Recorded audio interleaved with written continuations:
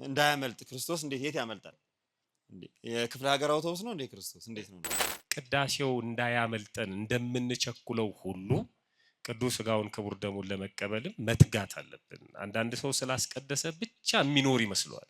ብዙ ሰው መንገድ ጠፍቶት ነው ወይ? አይደለም፣ መንገድ ጠፍቶት አይደለም። አንዳንዶቹ ላይክና ሼር ለማብዛት ነው። ይኸው ሲዘፍኑ ይቆዩና በዚህ በኩል የሰበሰቡትን ላይክና ሼር ደሞ እንዘምራለን ብለው ደግሞ ይመጣሉ። በዚህ በኩል ይሰበስቡና ደግሞ በዛ በኩል ደግሞ ይሄዳሉ ማለት ነው። በቃ እንዲህ እየተገለባበጠ ገንዘብ እየሰበሰበ ይኖራል ማለት ነው። አንዳንዱ ያፍራል ይባላል ስለ ጋብቻ መጸለይ። ትልቁ ጉዳይ ምንድን ነው? አፍንጫ የሚያያለ፣ ገንዘብ የሚያያለ፣ ስልጣን የሚያያለ፣ ወቅቱን የሚያያለ። አላማው ከተንሻፈፈ እንኳን ረጅም እድሜ መኖር በጣም ከባድ ነው የሚሆነው። ለቤተ ክርስቲያን ጋብቻ ማለት ቤተ ክርስቲያን ማለት ነው ራሱ።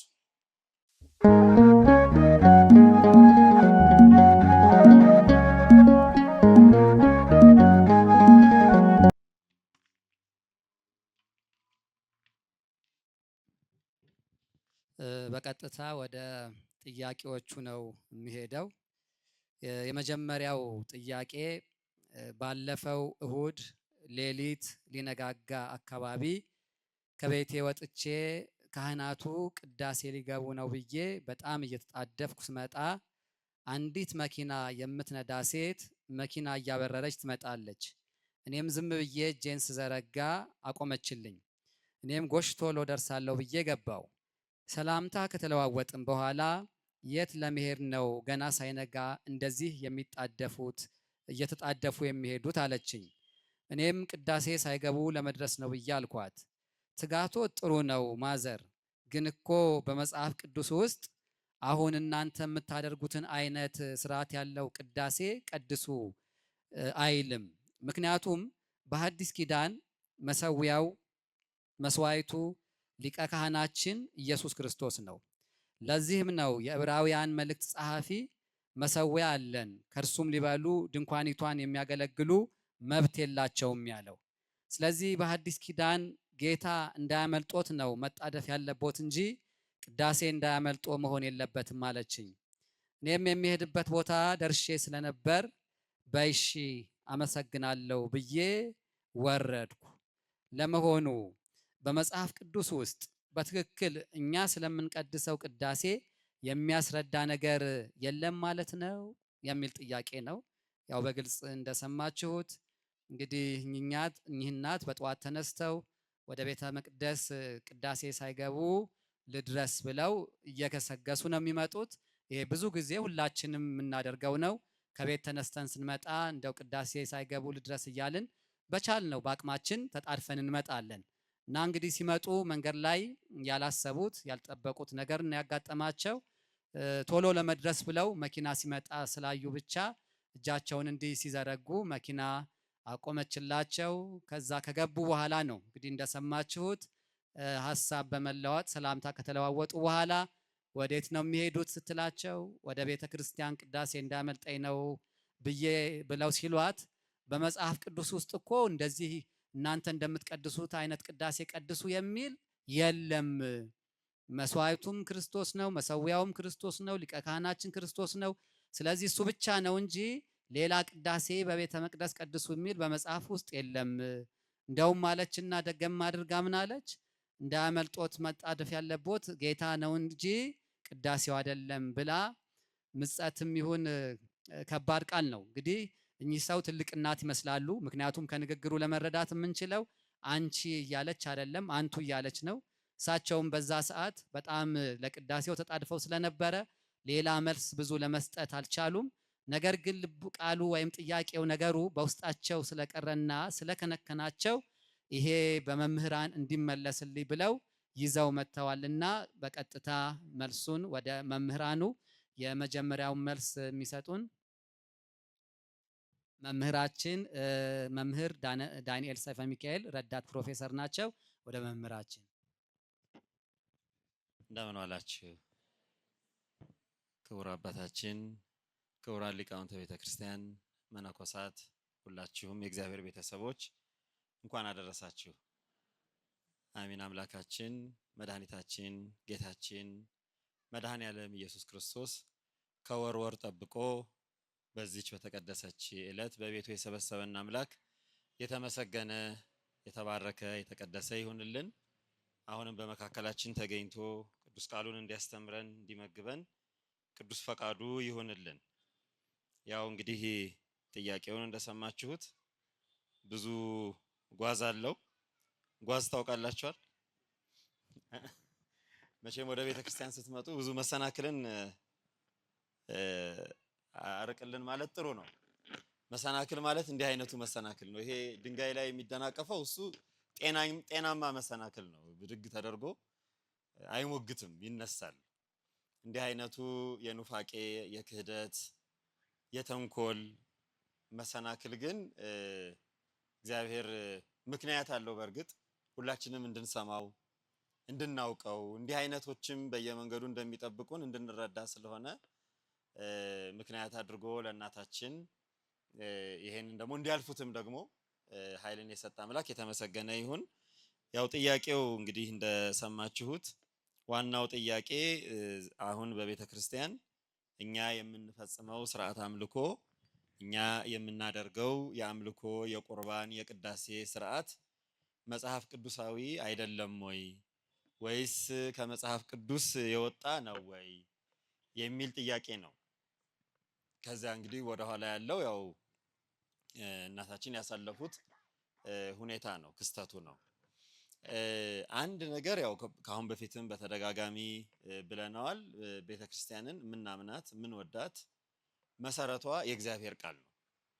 ቤተክርስቲያን በሰው ፈቃድ፣ በሰው ሐሳብ፣ በሰው ፍላጎት የተመሰረተች አይደለችም። ቤተክርስቲያን የተመሰረተችው በእግዚአብሔር ፈቃድ ብቻ ነው። እንደገና የክርስቶስ አካል ናት ቤተክርስቲያን። እኛና እግዚአብሔር የምንገናኝባት አምልኮ ስርዓቷ በሙሉ የሰው አይደለም። አሁን ይሄን የተናገሩት ባለመኪና እንበላቸው ሌላ ስም እስክናገኝላቸው ባለመኪና እነሱ የሚሰሩት ነው መጽሐፍ ቅዱሳዊ ያልሆነው። እነሱ የሚሰሩት የሰው ሐሳብ ነው። በጠረጴዛ ዙሪያ ተሰብስበው እንዲህ ብናደርግ ይሻላል ብለው ነው የወሰኑት። እነሱ የሚሰሩትን ባለመኪናዋ የሚሰሩት ማለት ነው። እንዳያመልጥ ክርስቶስ እንዴት የት ያመልጣል? የክፍለ ሀገር አውቶቡስ ነው እንዴ ክርስቶስ? እንዴት ነው ነገር? ክርስቶስ እንዳያመልጠውት የሚባል አባባል በራሱ ሰዋዊ ምድራዊ አስተሳሰብ ነው። ከዚህ ብንጀምር፣ ሁለተኛው እርግጠኛ መሆን ያለብን ደግሞ በቃለ እግዚአብሔር ላይ የተመሰረተች ናት ቤተክርስቲያን። የእያንዳንዷ የቤተክርስቲያን ስርዓት እዚህ ፊት ለፊት የምታዩት ህንፃ፣ የህንፃዋ አሰራር፣ የህንፃዋ ክፍሎች፣ ወደ ውስጥ ስትገቡ የስዕሉ፣ የመጋረጃው፣ የቤተ መቅደሱ፣ የመንበሩ፣ የንዋያተ ቅድሳቱ፣ የካህናቱ ስርዓት ያ ሁሉ ስለማያውቁት ነው እንጂ ከሰው የተገኘ አይደለም። ሰው እንደዚህ አድርጎ ሊሰራ አይችልምም አይፈቀድለትም። ስብሐቲሁ ዘእምኀቤሁ ወውዳሴሁ እምዚአሁ፣ ምስጋናው ከራሱ ነው። እግዚአብሔርን የምናመሰግነው እሱ በሰጠን ዕውቀትና እሱ በሰጠን ስርዓት ነው። ከኛ አንዳች ነገር መጨመርም አንችልም አልጨመርንም። መጽሐፍ ቅዱስ በብሉያትና በሐዲሳት የተሰጠውን ነው የአምልኮ ስርዓታችን። የሐዲስ ኪዳን አምልኮ በሐዲስ ኪዳን የምንፈጽመው ስርዓተ አምልኮ ምንጩ ሁለት ነው። አሁን ቅዳሴ ያሉት እናታችን በቤተ ክርስቲያን የማህሌቱ የዝማሬው ስርዓት፣ አሁን እዚህ ቁጭ ብለን የአውደ ምሕረቱ ስርዓት፣ የቤተ መቅደስ የቅዳሴው ስርዓት፣ ካህናትና ምዕመናን የሚገናኙበት የኖሎት ስርዓት፣ ሁሉም ስርዓት ምንጩ ሁለት ነው፣ ብሉይ ኪዳንና ሐዲስ ኪዳን። እነዚህ የቤተ ክርስቲያን ሁለት ጡቶች ይባላሉ። ምዕመናንን የምታሳድግበት፣ ልጆቿን የምታሳድግበት። ብሉይ ኪዳንንም የሰራው እግዚአብሔር ነው፣ ሐዲስ ኪዳንንም የሰራው እግዚአብሔር ነው።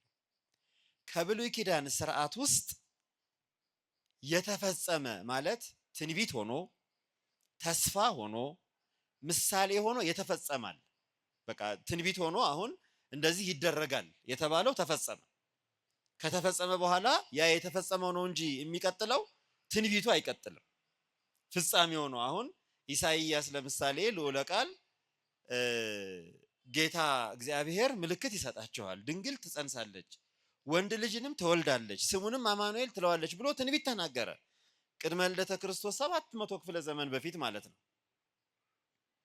ያ ጌታ ከተወለደ በኋላ ትንቢት ሆኖ አይቀጥልም አይደል? ተፈጸመ ማለት ነው።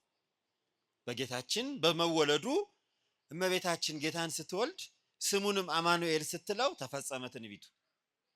ምሳሌ ሆኖ ደግሞ የተነገራል፣ ምሳሌውም የተፈጸመ። አሁን በብሉይ ኪዳን የተፈጸሙ ነገሮች የምንላቸው አሉ። ሁለተኛው ደግሞ የቀጠሉ አሉ። በሐዲስ ኪዳን የቀጠሉ ማለት ነው። በሐዲስ ኪዳን ለመቀጠላቸው ምሳሌው ጌታችን ወደ ኢየሩሳሌም በሄደበት በአራቱም ሰንበቶች በዓመት ውስጥ ባሉት በአራት ዓመት ውስጥ በነበሩት በአራቱም ፋሲካ፣ በተለይ በዋና እንግዲህ በሶስቱ በደንብ በተጠቀሱት አራተኛው ፋሲካ እሱ የተሰቀለበት ነው። የት ነበር የገባው? መጀመሪያ ኢየሩሳሌም ሲገባ ቤተ መቅደስ። ያ የብሉይ ኪዳን የቤተ መቅደስ የምኩራቡ ስርዓት አለማለፉን፣ ያ የቤተ መቅደስ ስርዓት ባለቤቱ ሰሪው እሱ ራሱ መሆኑ፣ ቤተ መቅደሱን የሰራው ያነጸው እንዲህ አድርጋችሁ ስሩ ብሎ ያዘዘው እሱ ለመሆኑ ምክንያት ቤተ መቅደስ ገብቶ መጽሐፈ ኢሳይያስን አንብቦ ትንቢቱ ተፈጸመ አላቸው። ቤተ መቅደስ ገብቶ በቤተ መቅደስ ስለሚገባው ነገር ነገራቸው። በመጨረሻው ደግሞ ቤተ መቅደሱን ምን አደረገ ጌታችን? ቤቴ የጸሎት ቤት ትባላለች እንጂ እናንተ ግን የወንበዴዎች ዋሻ አደረጋችኋት ብሎ ወንበዴዎችን፣ ሻጮችን፣ ለዋጮችን ምን አደረገ? ገርፎ አባረረ። ቤቱን አጸዳ። የማን ቤት ስለሆነ? የእግዚአብሔር ቤት። ማን ስለሰራው? የት ነው የተጻፈው መስራቱ? መጽሐፍ ቅዱስ። አሁን ይሄንን እነዚህ ሰዎች አያውቁትም። መጽሐፍ ቅዱስ ላይ መጻፉን፣ ክርስቶስ ቤተ መቅደሱን ማንጻቱን፣ ክርስቶስ ቤተ መቅደሱን መጠበቁን፣ ቤቴ የጸሎት ቤት ትባላለች ብሎ የቤቱን ክብር እንደ አምላክነቱ፣ እንደ ጌትነቱ፣ እንደ ልዑልነቱ፣ እንደ አዳኝነቱ ማክበሩ አላነበቡም። ስለዚህ ያቺ ቤት አሁን ቤተ ክርስቲያን እና እናታችን ቤተ መቅደስ አምልኮ እንዳያመልጠኝ፣ ስርዓቱ እንዳያመልጠኝ ብለው የጓጉላት ክርስቶስ የጠበቃት ቤተ መቅደስ ናት። አያችሁ? እዚያች ቤተ መቅደስ ማን ስለሚገኝ? እግዚአብሔር ስለሚገኝ። አሁን እኒህ ባለመኪና ያላወቁት እኒህ እናት የተጣደፉት ክርስቶስን ለማግኘት ከሱ ከስጋው ከደሙ ለመቀበል በሱ ፊት ለመታየት ነው የቸኮሉት። አያችሁ?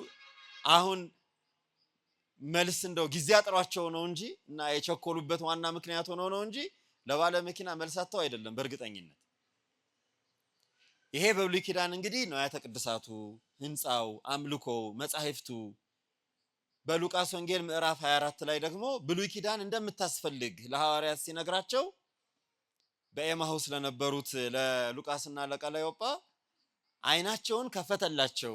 ስለ እርሱ በብሉይ ኪዳን በኦሪትና በነቢያት የተነገረውን ሁሉ ተረከላቸው ይላል። አያችሁ?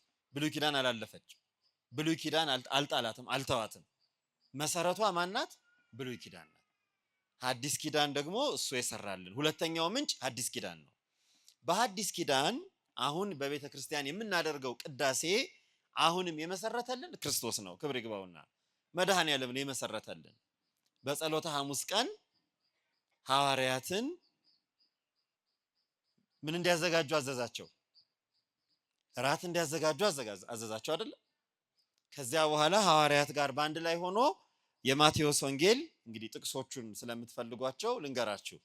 የማቴዎስ ወንጌል ምዕራፍ 26 ቁጥር 25 ሲበሉም ኢየሱስ እንጀራ አንስቶ ባረከ፣ ቆርሶም ለደቀ መዛሙርቱ ሰጠና እንካችሁ ይህ ስጋዬ ነው። የት ላይ ነው ያለው? ይሄ አዲስ ኪዳን ላይ። ማን ነው ያለው? ክርስቶስ። አያችሁ ቁርባን እንዴት እንደመሰረተ። ይህ ስጋዬ ነው። ጽዋውንም አንስቶ አመስግኖ ሰጣቸው፣ እንዲህም አላቸው፣ ሁላችሁ ከእርሱ ጠጡ፣ ስለ ብዙዎች ኃጢአት ይቅርታ የሚፈስ የአዲስ ኪዳን ደሜ ነው። ስጋውና ደሙን በቀራንዮ ላይ የሰጠን በቤተ መቅደስ የመሰረተልን ማን ነው? ክርስቶስ ነው። ነገር ግን እላችኋለሁ በአባቴ መንግስት ከእናንተ ጋር ከዚህ ወይን አዲሱን ወይን እስከምጠጣ እስከዚያች ቀን ድረስ ከዛሬ ጀምሮ አልጠጣውም። ይህን ካለ በኋላ መዝሙርም ከዘመሩ በኋላ ወደ ደብረ ዘይት ወጡ አለ። አያችሁ፣ መዝሙሩ ምንድነው? ቅዳሴው። መዝሙሩ ምንድነው? ስርዓቱ። ያ አዘጋጁ ያላቸው አሁን በቤተ ክርስቲያን የሚደረገው ስርዓት እንግዲህ በሐዲስ ኪዳን ነው። ይሄ ቃል በማቴዎስ ወንጌል ምዕራፍ 26 ከቁጥር 25 ጀምሮ፣ በማርቆስ ወንጌል ምዕራፍ 14 ከቁጥር 22 እስከ 26፣ በሉቃስ ወንጌል ምዕራፍ 22 ከቁጥር 15 እስከ 20። ከዚያ በኋላ ቅዱስ ጳውሎስ ጌታችን ደግሞ ይሄን የመሰረተውን ይህንኑ ቃል ደገመና ቅዱስ ጳውሎስ በአንደኛ የቆሮንቶስ መልእክቱ ምዕራፍ 11 ላይ እንዲህ ደግሞ አስገራሚ ነገር ይነግረናል። አሁን ይሄን ጌታችን የመሰረተው ነው፣ ተመልከቱ። ከዚያ ቅዱስ ጳውሎስ ደግሞ ከሐዋርያት በኋላ ከ12ቱ ሐዋርያት በኋላ እግዚአብሔር የመረጠው በአሕዛብ ዘንድ ስሜን እንዲሸከም የመረጥኩ ምርጥ ዕቃ ብሎ ክርስቶስ የመረጠው ታላቁ ሐዋርያ ደግሞ ቅዱስ ጳውሎስ ለቆሮንቶስ በላከው በመጀመሪያ መልእክቱ ምዕራፍ 11 ላይ እንዲህ ብሎ ይናገራል። ጌታ ኢየሱስ አልፎ በተሰጠበት በዚያች ሌሊት እንጀራ አንስቶ አመሰገነ፣ ቆርሶም እንካችሁ ይህ ለእናንተ የሚሆን ሥጋዬ ነው፣ ይህን ለመታሰቢያ ያድርጉ አለ። ከእርሱም እራት በኋላ ጽዋውን ደግሞ አንስቶ ይህ ጽዋ በደሜ የሚሆን አዲስ ኪዳን ነው፣ በጠጣችሁት ጊዜ ሁሉ ይህን ለመታሰቢያ አድርጉ። ይህንን እንጀራ በበላችሁ ጊዜ ሁሉ ይህንም ጽዋ በጠጣችሁ ጊዜ ሁሉ ጌታ እስኪመጣ ድረስ ሞቱን ትናገራላችሁና። ስለዚህ አለ፣ ስለዚህ ሳይገባው ይህንን እንጀራ የበላ ወይም ይህንን ህብስት የበላ ይህንንም ጽዋ የጠጣ ሁሉ የጌታ ሥጋና ደም ዕዳ አለበት አለ። ስለዚህ አሁን አመሰራረቱ ገባችሁ? ግልጽ ነው አይደለም? ጌታ የመሰረተው ማን ተከተለው? ማን የተከተለው? ሐዋርያት። ሐዋርያት የተከተሉትን ደግሞ እኛ ተከተል። አሁን እነዚህ ሰዎች ይሄንን መከታተል አያውቁት። እነሱ የሚያውቁት እነሱ የሰሩትን አዳራሽ ብቻ ነው። እነሱ የሚያውቁት እነሱ የደረሱትን እነሱ ያሰቡትን እሳቤ ብቻ ነው። እኛ ግን ክርስቶስ መድኃኒታችን አምላካችን ንጉሳችን መድኃኔ ዓለም ያዘዘንን የመሰረተልንን እሱን ስርዓት ነው የምንከተለው። ቅዳሴ የመሰረተልን ክርስቶስ ነው። ያዘዘንም በቅዳሴ የምናገኘውንም ዋጋ ሥጋዬን የበላ ደሜን የጠጣ አለ ምን ያገኛል ነው ያለው? የዘላለም ሕይወት ያገኛል። አንድ ሌላስ? እኔ በእርሱ እኖራለሁ እርሱ በእኔ ይኖራል። አያችሁ፣ ይሄን ማን ያዘዘው? ክርስቶስ። አሁን ቤተክርስቲያን ለቅዳሴ የምንቸኩለው ማንን ለማግኘት ነው? አሁን ያላወቁት ባለመኪናዋ እኒህ እናት የሚቸኩሉለት ክርስቶስን ለማግኘት መሆኑን አላወቁ። ባለመኪናዋ በእውነቱ ከስረዋል። እግዚአብሔር ይርዳቸው።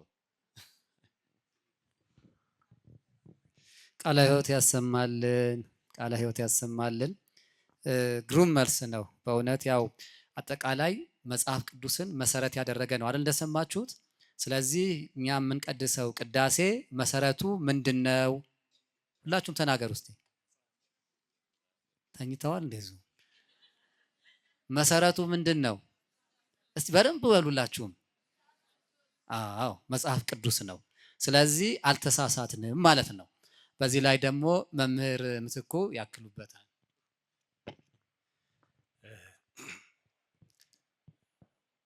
የተወደዳችሁ የተከበራችሁ የገዳሙ አባቶች፣ መምህራን እና ምዕመናን እና ምዕመናት እንደምን አመሻችሁ። አሜን። እግዚአብሔር ይመስገን። ለመምህራችን ለመምህር ዳንኤል ቃለ ሕይወት ያሰማልን። እኔ እንኳን ያው ለኔ ትልቁ ክብር በቅድስት ሥላሴ መንፈሳዊ ዩኒቨርሲቲ በመማርበት ጊዜ እውቀቱን ሳይሰስት እንደ ቅድስት ቤተክርስቲያን ልጅነቱ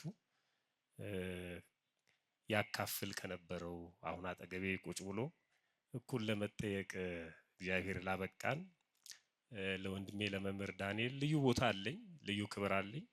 ለአባም ነግሬያቸዋለሁ። ከዚህ በፊትም ሰምታችኋል። ጥሩ ማጣመድ አይደለም ብዬ ነበር፣ ግን በተደጋጋሚ ቀርበናል። ለኔ ትልቁ ክብር እሱ ነውና ረጅም እድሜ ከጤና ጋር ያደለልኝ በእውነት ሁልጊዜም በጠራነው ቦታ ሁሉ ክፍሉ ውስጥም ከክፍል ውጭም ድረስ እንለው የቤተክርስቲያንን እውቀት በተመለከተ ሳይሰስት ነው እውቀቱን የሚያካፍለንና እግዚአብሔር በእድሜ በጤና ይጠብቅልን። በእውነት እናንተም እድለኞች ናችሁ። እንደገና ደግሞ ይሄ ተቀርጾም የሚቀመጥ ስለሆነ እዚህ ያሉ ወንድሞቻችን የሚተጉት ለዛ ነው። ደግመን ደጋግመን እያየ ነው ራሳችንን ማዘጋጀት አለብን። እኔ እንደው ትንሽ ቅድም መምህር ዳንኤልም ብሏል ጥቅስ መስጠቱ ጥሩ ስለሆነ እንደው በሌሊት በማለዳ ወደ ቤተክርስቲያን ወደ ቤተ መቅደስ መገስገስ መጽሐፍ ቅዱሳዊ መሆኑን የሚገልጥ ትንሽ አንድ ሁለት ጥቅሶችን ለማስቀመጥ ብቻ ነው። በመጀመሪያ ግን ከኒህ እናት የምንማረው እንደው ኔጌቲቭ ወይም ደግሞ በመጥፎ ጎኑን ብቻ ሳይሆን ጥሩ ነገርም አለው። እንደው ጥንቃቄ ብናደርግ ወደ ቤተክርስቲያን ስለምንሄድ ብቻ የቆመ መኪና ውስጥ መግባት አደጋም እንዳለው እንድታውቁ ነው። ዝም ብሎ እጅ አውለብልቦ መኪና አቁምልኝ ብሎ መግባትን ባትለማመዱት ጥሩ ነው። የማታውቋቸውን ሰዎች አምናችሁ መኪና ውስጥ መግባት በጣም ከባድ ነውና ጥንቃቄ እንድታደርጉ ብዙ ሰው በዚህ እየተጎዳ ስለሆነ ማለት ነውና የምለው ገብቷቸዋል አይደለም? አዎ ብዙ አጭበርባሪዎች ስላሉ በተለይ ሴቶች እህቶቻችን ነጠላ ለብሰን ያው እግዚአብሔር አለ በሚል ዝም ብለን በድፍረት መኪና እየለመንን ለመጠቀም ባንሞክር ጥሩ ነው። እግዚአብሔር ሁላችንን የሚጠብቀን። ሌላው ግን ወደ ቤተክርስቲያን ስለምንገሰግስ ሰዎች ቅዳሴው እንዳያመልጠን እንደምንቸኩለው ሁሉ ቅዱስ ሥጋውን ክቡር ደሙን ለመቀበልም መትጋት አለብን። አንዳንድ ሰው ስላስቀደሰ ብቻ የሚኖር ይመስለዋል። እሱ አንድ ነገር ነው።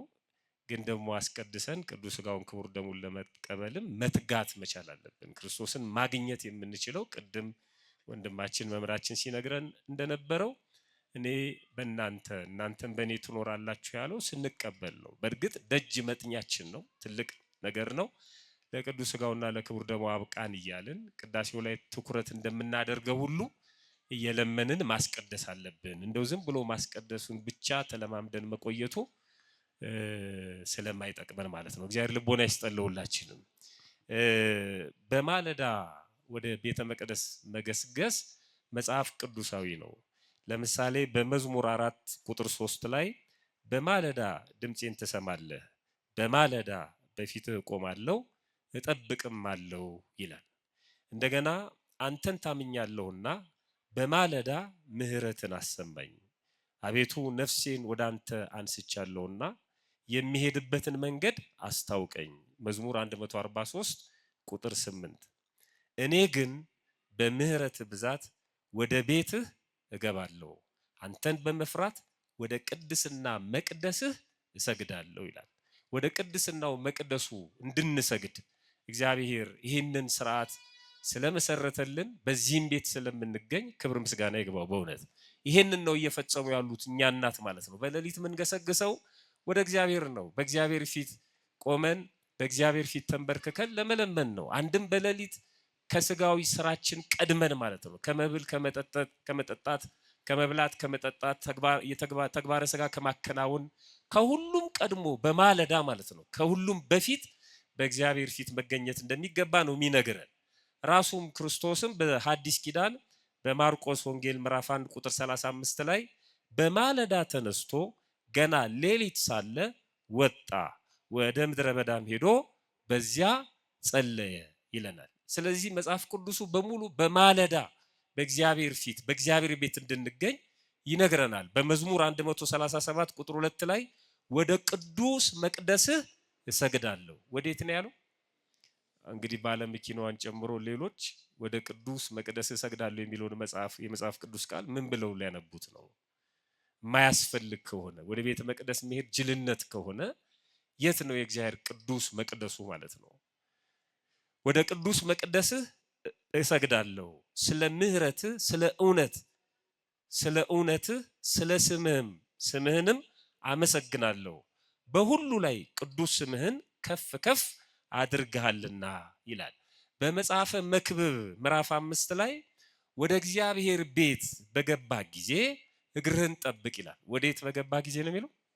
ይሄ የማን ቤት ነው? አሁን የእግዚአብሔር ቤት ነው። እግርህን ጠብቅ። ወደዛ ወደ ሚስጥሩ አልሄድም፣ ግን ባካና ህሊናህን ሰብስብ ማለት ነው። እግር የማይረግጥበት ቦታ የለም እና ከእግዚአብሔር ጋር መሆንን አስብ ነው የሚለን። ወደ እግዚአብሔር ቤት በገባህ ጊዜ እግርህን ጠብቅ። ለመስማት መቅረብ ከሰነፎች መስዋዕት ይበልጣል፣ እነሱ ክፉ እንዲያደርጉ አያውቁምና። እግዚአብሔር በሰማይ አንተ በምድር ነህና በአፍህ አትፍጠን። በእግዚአብሔር ፊት ቃል ይናገር ዘንድ ልብህ አይቸኩል፣ ስለዚህ ቃልህ ጥቂት ይሁን ይላል። በጣም የሚገርመው የእግዚአብሔር ቤት እያለ መጽሐፍ ቅዱስ በብዙ ቦታ ነው የሚናገረው። አሁን ቤተ መቅደስ ማለት ምን ማለት ነው? የአንድ ክርስቲያን ሰውነት፣ የክርስቲያኖች ህብረት፣ ህንፃ እያለን አሁን አንዘርዝርም። ጥያቄው ከመጣበት አውድ አንጻር ነው። ቅዱስ ጳውሎስ የእግዚአብሔርን ቤት የገለጠበት ለመንፈስ ቅዱስ ልጁ ለጢሞቴዎስ ሲያስተምረው የተናገረው የመጨረሻ ጥቅሴ ይሆናል። አንደኛ ጢሞቴዎስ ምዕራፍ 3 ላይ ቁጥር 14 ላይ እንደዚህ ይላል፣ ፈጥኜ ወደ አንተ እንድመጣ ተስፋ አድርጌ እጽፍልሃለሁ፣ ብዘገይ ግን ይለውና በእግዚአብሔር ማደሪያ ቤት መኖር እንዴት እንደሚገባ ታውቅ ዘንድ እጽፍልሃለሁ። በእግዚአብሔር ቤት ብቻ አይደለም ያለው፣ በእግዚአብሔር ማደሪያ ቤት ያለው። እንዴት መኖር እንዳለብህ እወቅ ነው የሚለው። እጽፍልሃለሁ። ዝም ብሎ መኖር አይቻልም።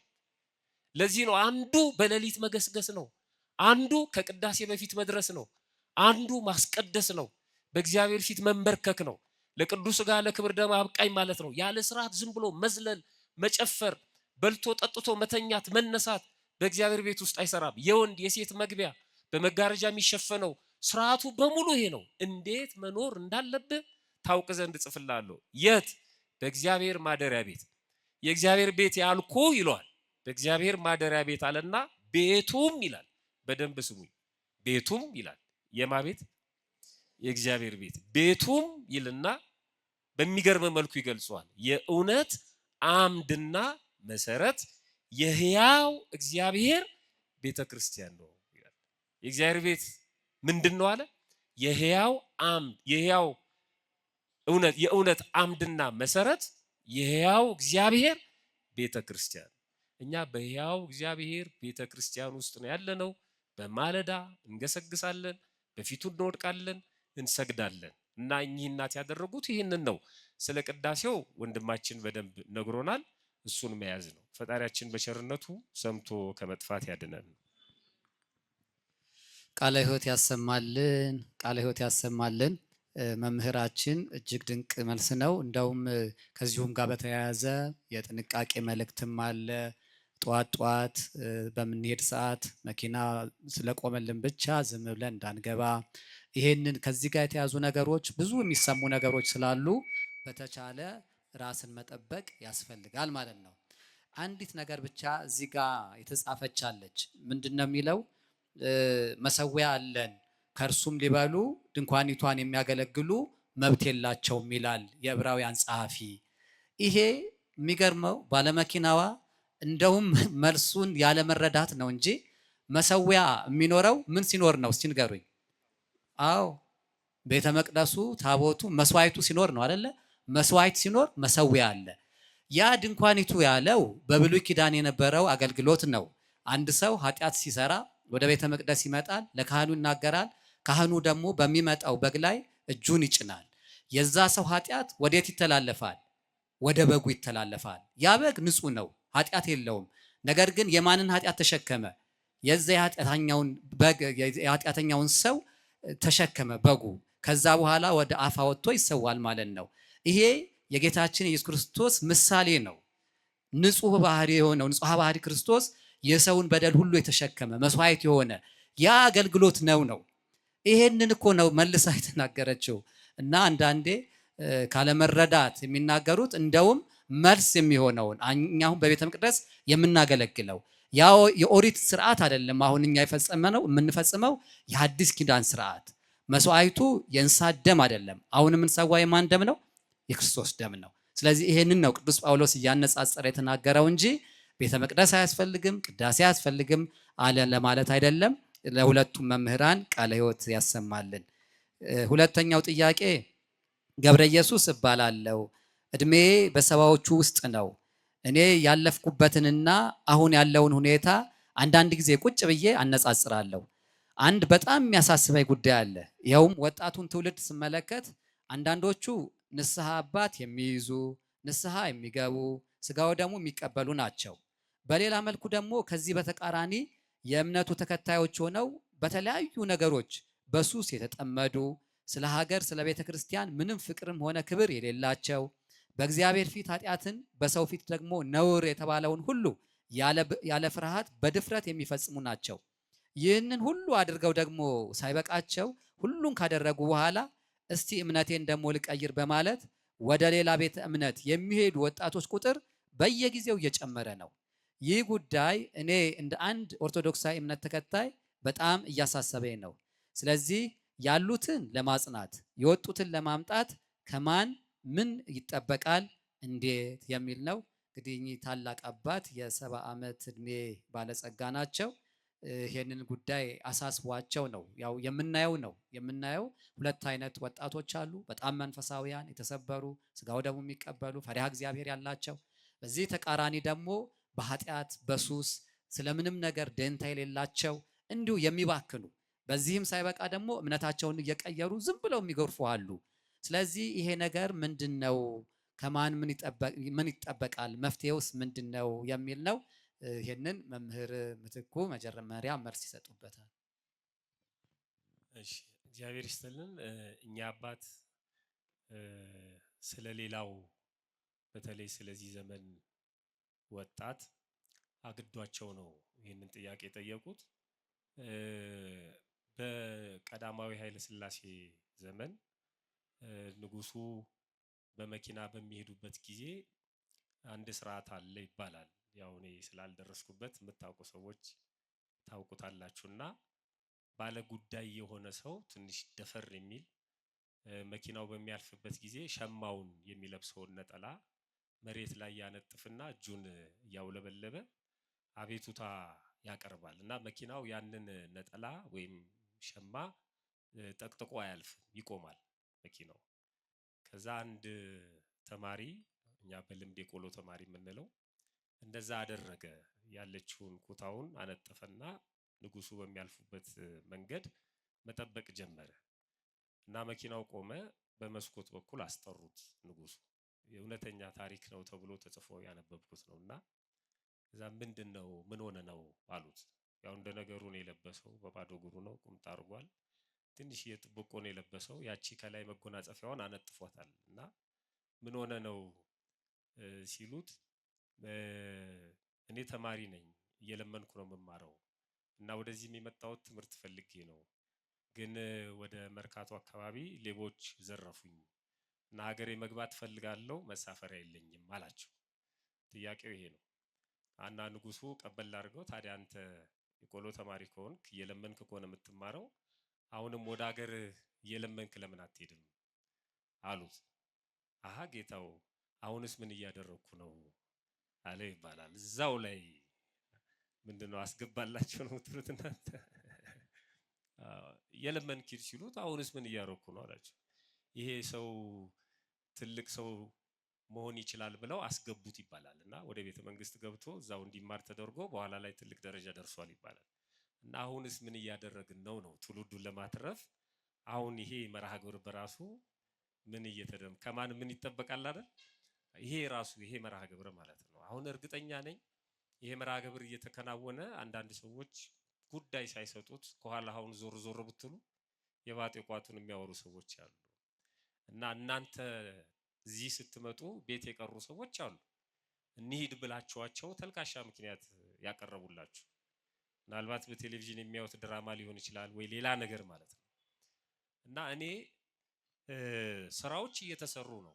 እንደውም ይሄ ዘመን በጣም እድለኛ ነው። መጨረሻ ላይ የምለው አለ ከሌሎቹ ዘመኖች ይሄ እንደውም ወርቃማው የሚባል ማለት የተሰጠንን እድል አለመጠቀም ነው እንጂ እድሎች ብዙ አሉ። እርግጠኛ ነኝ አሁን በዚህ አካባቢ እንኳን ስትመለከቱ የዚህ የመድኃኔዓለም አጥቢያ ምእመናን ብዙ አማራጭ አለን። ወደዚህ ወደ ቅዱስ ማርቆስ ቤተክርስቲያን መሄድ እንችላለን።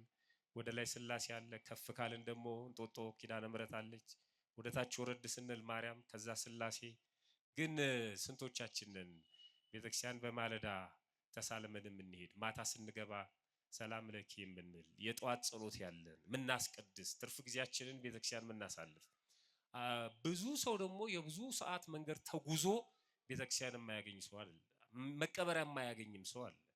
አሁን በቅርቡ አንድ ሀዊረ ሕይወት ተደርጎ ነበረ ወደ ምስራቅ ሸዋ አካባቢ እና በማህበረ ቅዱሳን በጣም የሚገርመው እዛ አካባቢ ያሉ የክርስቲያኖች ቁጥር 27 ነው። እዛ ቦታ ላይ 27 ክርስቲያኖች ያሉበት ቦታ ላይ ወደ 30 ምናምን መኪና ማህበረ ቅዱሳን አዘጋጅቶ እዛ ተገኝተው ነበር። የሚያሳዝነው ቤተክርስቲያኑ ተከልሏል። 27 ምዕመናን ናቸው ያሉት። አገልግሎት በአግባቡ አይሰጥም። ያው እነሱ ደሞዝ መክፈል አይችሉም። በዛ አካባቢ ያሉ መናፍቃን ቤተክርስቲያን ውስጥ በጉልበት እየመጡ አስከሬን ይቀብራሉ ማለት ነው። እና እነዚህ ሰዎች በጣም ያሳዝናሉ። ቦታው ላይ የሚደረገው ነገር ተደርጎ መጥቷል። ወደፊት ሚዲያው ላይም ይወጣል እና ስናጣው ነው የሚቆጭን። ስለዚህ ምንድነው ችግሩ? ልክ ነው ትውልዱ የሚጠቅመውን ከማይጠቅመው መለየት አቅቶታል። ሃይማኖት ይቀያይራል እንደ ፋሽን እንደፈለገ ነው የሚኖረው። መንፈሳዊነቱን ትቶታል በአብዛኛው ማለት ነው። እና ምንድነው ችግሩ ስንል እንደው በቁጥር ለማስቀመጥ 3 ነው። የመጀመሪያው የራሱ ይሄ የዚህ ችግር ሰለባ የሆነው አካል የስነ ልቦና ችግር ነው። መታመምም ነው በነገራችን ላይ ማለት ነው። አሁን የሃይማኖትን ምንነት ያልተረዳ ሰው እኮ ሃይማኖት በመቀየር ለውጥ ሊያመጣ አይችልም። መጀመሪያ ሃይማኖት ምንድነው? መስከኛ እኮ ነው አይደል? ሃይማኖት ረጋ ብለን እግዚአብሔርን የምናዳምጥበት ነው። ሃይማኖት ከሆነ ምንም ይሁን ምን ማለት ነው፣ ስለ ነፍስ ማሰብ ነው። ስለዚህ የሃይማኖት ኮንሰፕቱ ካልገባው አንድ ሰው እንደ ፖለቲካ ድርጅት እየቀያየረ ይኖራል እንጂ አርፎ መቀመጥ አይችልም። እግዚአብሔር ልብ ነው የሚፈልገው መጀመሪያ ማለት ነው። ቅዱስ ጳውሎስ እኮ አሳዳጅ ነበረ። በደንብ ያሳድድ ነበር። ክርስቲያኖችን ይገል ነበር። ከቤተ መንግስት ፈቃድ እስከ ማውጣት ልፍጃቸው ልጨርሳቸው ብሎ ማለት ነው። ይሄን ያህል ቆራጥ ነበር። ግን በውስጡ ክፋት የለውም፣ ተንኮል የለበትም፣ ምቀኝነት የለበትም። ይቀና ነበር። የሚቀናው ለሕግ ነበር የሚቀናው። የአባቶቼን ወግ ስርዓት ማንም መጥቶ ለምን ይላል። እግዚአብሔር ልቡን አየና ይሄን ልብ ለኔ ባረገው እስከ መጨረሻ ድረስ ይሄዳል ማለት ነው። ተንኮል የለበትም። ስለዚህ ከዛ ከተሳሳተ መንገድ መለሰው። መንገዱን ብቻ ነው ያሳየው። ብዙ ሰው መንገድ ጠፍቶት ነው ወይ? አይደለም፣ መንገድ ጠፍቶት አይደለም። አንዳንዶቹ ላይክና ሼር ለማብዛትም ያው ሲዘፍኑ ይቆዩና በዚህ በኩል የሰበሰቡትን ላይክና ሼር ደሞ እንዘምራለን ብለው ደግሞ ይመጣሉ። በዚህ በኩል ይሰበስቡና ደግሞ በዛ በኩል ደግሞ ይሄዳሉ ማለት ነው። በቃ እንዲህ እየተገለባበጠ ገንዘብ እየሰበሰበ ይኖራል ማለት ነው። ሰው እውነት ይመስለዋል። የልብ ቅንነት ስለሌለ ወደ እውነት ቦታ ሊያመጣው አይችልም እግዚአብሔር ማለት ነው። የመጀመሪያው እሱ ነው። እውነት ለመናገር በጣም ስልቾች ነን። አንድ አባት ሲያስተምሩ አሁን ቅዱስ ጊዮርጊስ ቢገለጥ አሉ፣ የቅዱስ ጊዮርጊስ ቤተክርስቲያን እና በር ላይ በነጭ ፈረስ ተቀምጦ ሰዎች እየተሳለሙት እጁን እየሳሙ ቢገቡ ከአንድ ሳምንት አያልፍም። አንድ ሳምንት እንደዛ እናረግና ምናልባት እየተጠራራ የሚመጣው እስኪደርስ ካልሆነ በስተቀር የአጥቢያው ምዕመናን ግን አንድ ሳምንት ጠዋት ማታም ቅዱስ ጊዮርጊስን እየሳሙት በአካል እየነኩት ይገቡና በሚቀጥለው ወደ እግዚአብሔር ይጸልያሉ። ምን ብለው? ጊዮርጊስን አይተነዋል፣ ደግሞ እስቲ ሚካኤልን አምጣልን ይሉታል። በቃ እንደዚህ ነን። በጣም ስልቾች ነን፣ ወረተኞች ነን። አንድ የጎረቤት ልጅ እንዳደረገችው ትምህርት ቤት ለመሄድ በጣም ትጓጓለች። ታላላቆቿ ሲሄዱ ቦርሳ ግዟለች። ገና ነች፣ አልደረሰችም። ተገዛ። ምሳቃም አምጡ ተገዛ። አዝላ ትወጣለች፣ ትገባለች። እነሱ ሲመጡ ከበር ትቀበላቸውና እንደመጣች አድርጋ መጣው ከትምህርት ቤት ትላለች። ደረሰ ወደ ትምህርት ቤት የሚሄጂዋ ጊዜ ማለት ነው። ከዛ ሄደች። የመጀመሪያው ቀን በደስታ ነው። ሁለተኛ ቀን ሄደች። ሶስተኛ ቀን ከዛ እናት አባቷ ጋር መጣችና አልሄድም ትምህርት ቤት አለች። ለምን? ጨረስኩ፣ በቃ ጨርሻለሁ አለች። የጨረሰችው ትምህርቱን አይደለም ወረቱ አልቋል ማለት ነው። በቃ ብዙዎቻችን እንደዚህ ነን። አንድ ሰሞን በጣም እንጸልያለን፣ ወደ ገዳም እንሄዳለን። ደግሞ ወረቱ ሲያልቅ ደግሞ ወደ ኳስ ጨዋታው ደግሞ አንድ ሰሞን ደግሞ የሆነ ነገር ፋሽን ይመስለናል እና እሱ ከኛ ከራሳችን።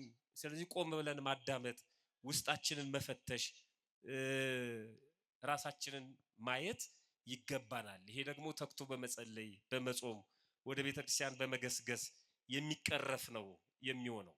ሁለተኛው እኛ ራሳችን እንዲህ አይነት ሰዎችን የምንይዝበት መንገድ። ብዙ ሰው እውነት ለመናገር ከአጠገቡ ወንድሞቹ ካጠገቡ እህቶቹ ሲጠፉ እየተመለከተ ብዙ ሰው ተቺ ነው፣ ይነቅፋል። የሆነ ፌስቡክ ላይ አንድ ጽሑፍ አየሁ። ይሄ ልጅ መጽሐፍ ጽፏል፣ እባካችሁ እናበረታታው፣ መጽሐፉን ግዙና ወንድማችን ችግር ውስጥ ስለሆነ ምናምን ብሎ ጻፍኩ አለ። እሱ የጻፈውን ሲያስነብበን ከስር ኮሜንቱ የሱን መጽሐፍ አንገዛም፣ እሱ ምን አባቱና ነው ምናምን እያሉ ስድብ። እኔ ስደቡት አልኩኝ ወይ እንዴ! ቢያንስ አንገዛም እኮ በቃ ችግር የለበትም። ግን ስለ ልጁ መጥፎነት ይጽፉ ጀመር። አናበረታታም። መንቀፍ፣ መተቸት፣ መሳደብ ድሮም እሱ ማለት እና ለማትረፍ አንሞክር። እስቲ ዞር ዞር እንበል በመስሪያ ቤት አካባቢ፣ በጎረቤቶቻችን፣ በትምህርት ቤት ጣት ከመቀሰር ውጪ እንዲህ አይነት ሰዎች ላይ እንደው የወሰድነው እርምጃ ጠርቶ ለማማከር እንደው በእግዚአብሔር ፊት እንኳን መጸለይ እባክህ ለገሌ ልቦና ስጠው ማለት በጸሎት እንኳን የምናስብ ሰዎች አለን። በቃ እንተቻለን፣ እናሸማቀቃቸዋለን፣ በዛው እንዲጠፉ እናረጋቸዋለን። የሁላችሁ መጽሐፍ ቅዱስ እንደዚህ ይላል። ሐዋርያው ቅዱስ ይሁዳ በመልእክቱ ቁጥር 22 ላይ አንዳንዶች ተከራካሪዎችን ውቀሱ፣ አንዳንዶችን ከእሳት ነጥቃችሁ አድኑ፣ አንዳንዶችን በስጋ የረከሰውን ልብስ እንኳን እየጠላችሁ በፍርሃት ማሩ ይላል። ውቀሱ፣ አድኑ፣ ማሩ ይላል። የሚወቀሰውን መውቀስ፣ የሚመከረውን መምከር፣ ወደ እሳት ሲገባ የምናየውን ደግሞ መዳን የሚችለውን ለማዳን መሞከር። አሁን እንደ ስብከተ ወንጌል የሚሰራው ይሄ ነው እኮ። በቃ ለማትረፍ ነው። የሰው ነፍስ መጣር አለብን፣ መትጋት አለብን። ልክ ህመሙን የኛ አድርጎ መቀበል። ሁለት ገዳማውያን ከገዳማቸው ወጥተው ለተልኮ ወደ ከተማ መጥተው በዛ ባረፉበት ቤት ውስጥ አንደኛው መነኮስ ቤት ውስጥ ካለችው አንዲት ሴት ጋር በዝሙት ወደቀ ይላል መጽሐፈ መነኮሳት ላይ። እና ጠዋት ላይ ያ ሰው ደግሞ እህል ምናምን የሚሰጣቸው ሰው ነው።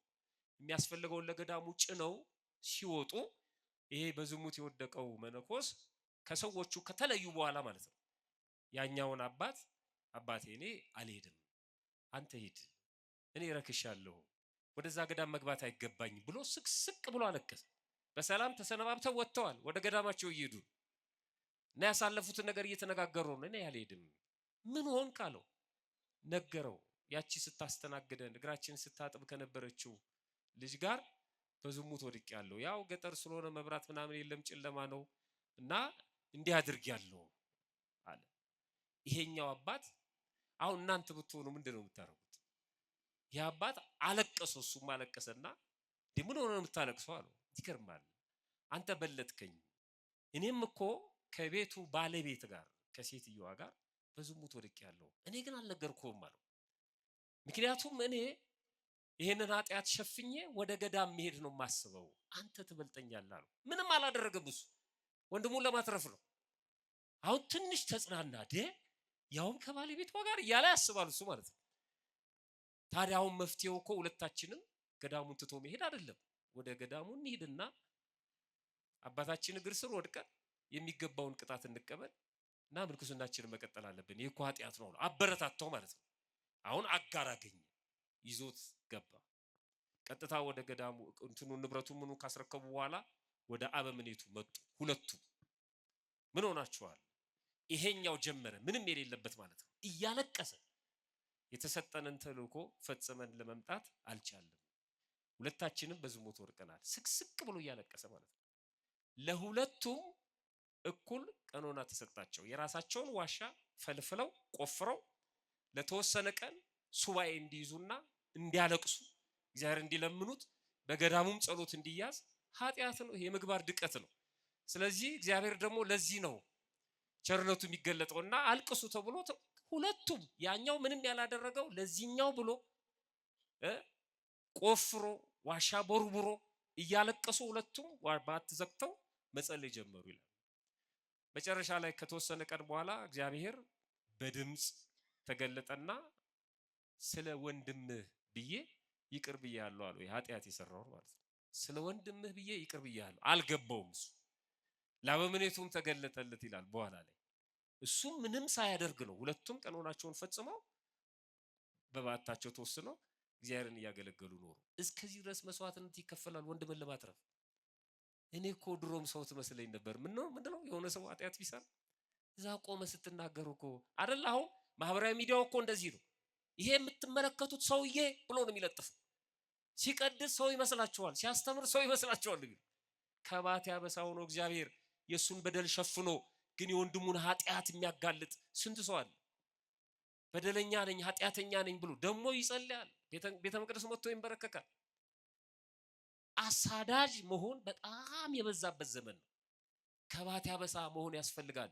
ትንሽ ነገር ነው የሚበቃቸው። እነዚህ አሁን የምንላቸው ወጣቶች በጣም ትንሽ ነገር፣ ለመጥፋትም ትንሽ ነገር ነው የሚፈልጉት፣ ለመትረፍም ትንሽ ነገር ነው የሚፈልጉት።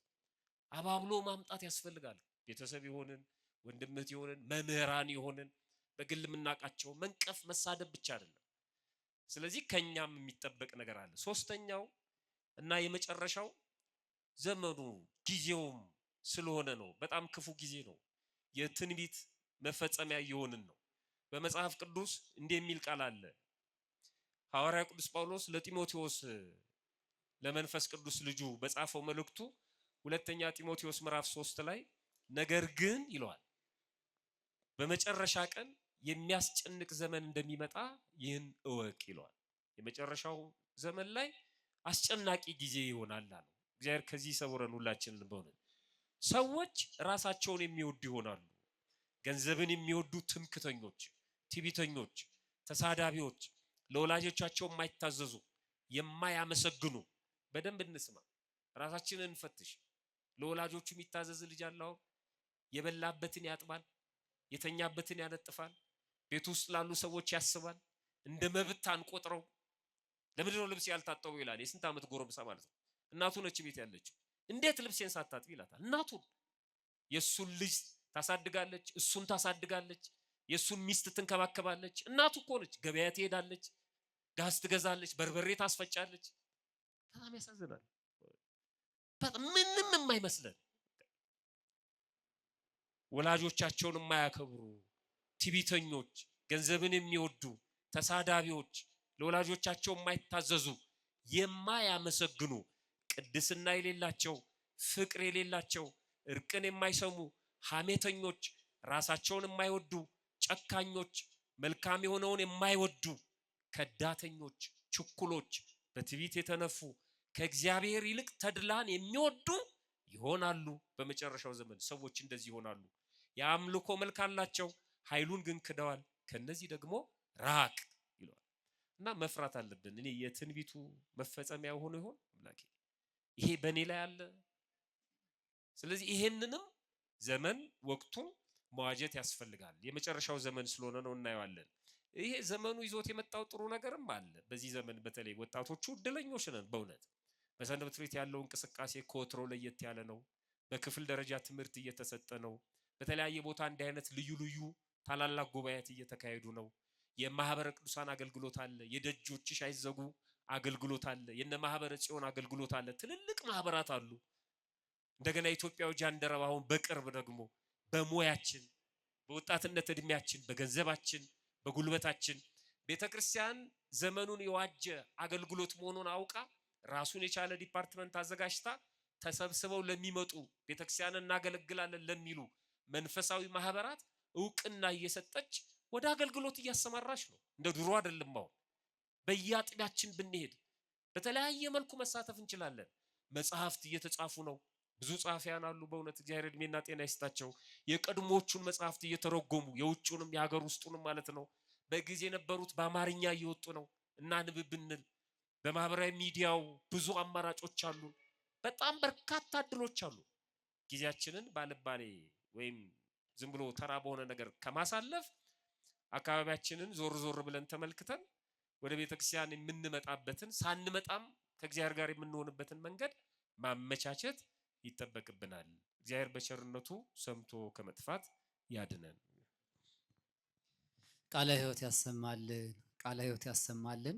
በጣም ጥልቅ ረዘም ያለ ሀሳብ በተለይም ወጣቱን በተመለከተ ምን መደረግ እንዳለበት ኃላፊነትንም ከመወጣት አንጻር በተለይ እንደምታውቁት የዚህ የገዳማችን የምስካየ ኅዙናን መድኃኔዓለም ገዳም የስብከተ ወንጌል ክፍል በየወቅቱ በ4ም በ14ም በ27ም እንደዚህ ልዩ ጉባኤ እየተዘጋጀ ለእናንተ ነው እየቀረበ ያለው። ትውልዱን ለመታደግ ነው። ሌላ ምንም ነገር የለም።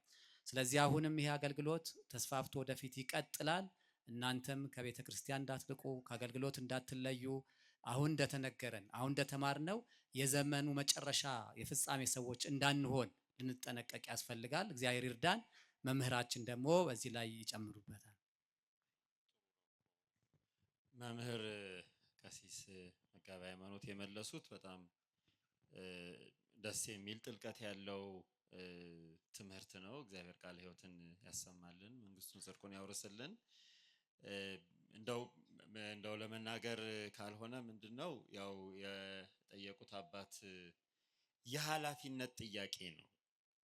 ይሄ የኃላፊነት ስሜት ነው። እንዲህ ልጆቻችን ወዴት እየሄዱ ነው፣ ወጣቱ ወዴት እየሄደ ነው ብሎ ከትልቅ ሰው የሚጠበቅ ሳሳ እንዳይልበት አይኑ የሚሳሳ ሰው ደስ አይልም። ሰው ሲጎልበት የማይወድ ለሰው ዋጋ የሚሰጥ ሰው መሆን የመሰለ ትልቅ ነገር የለም።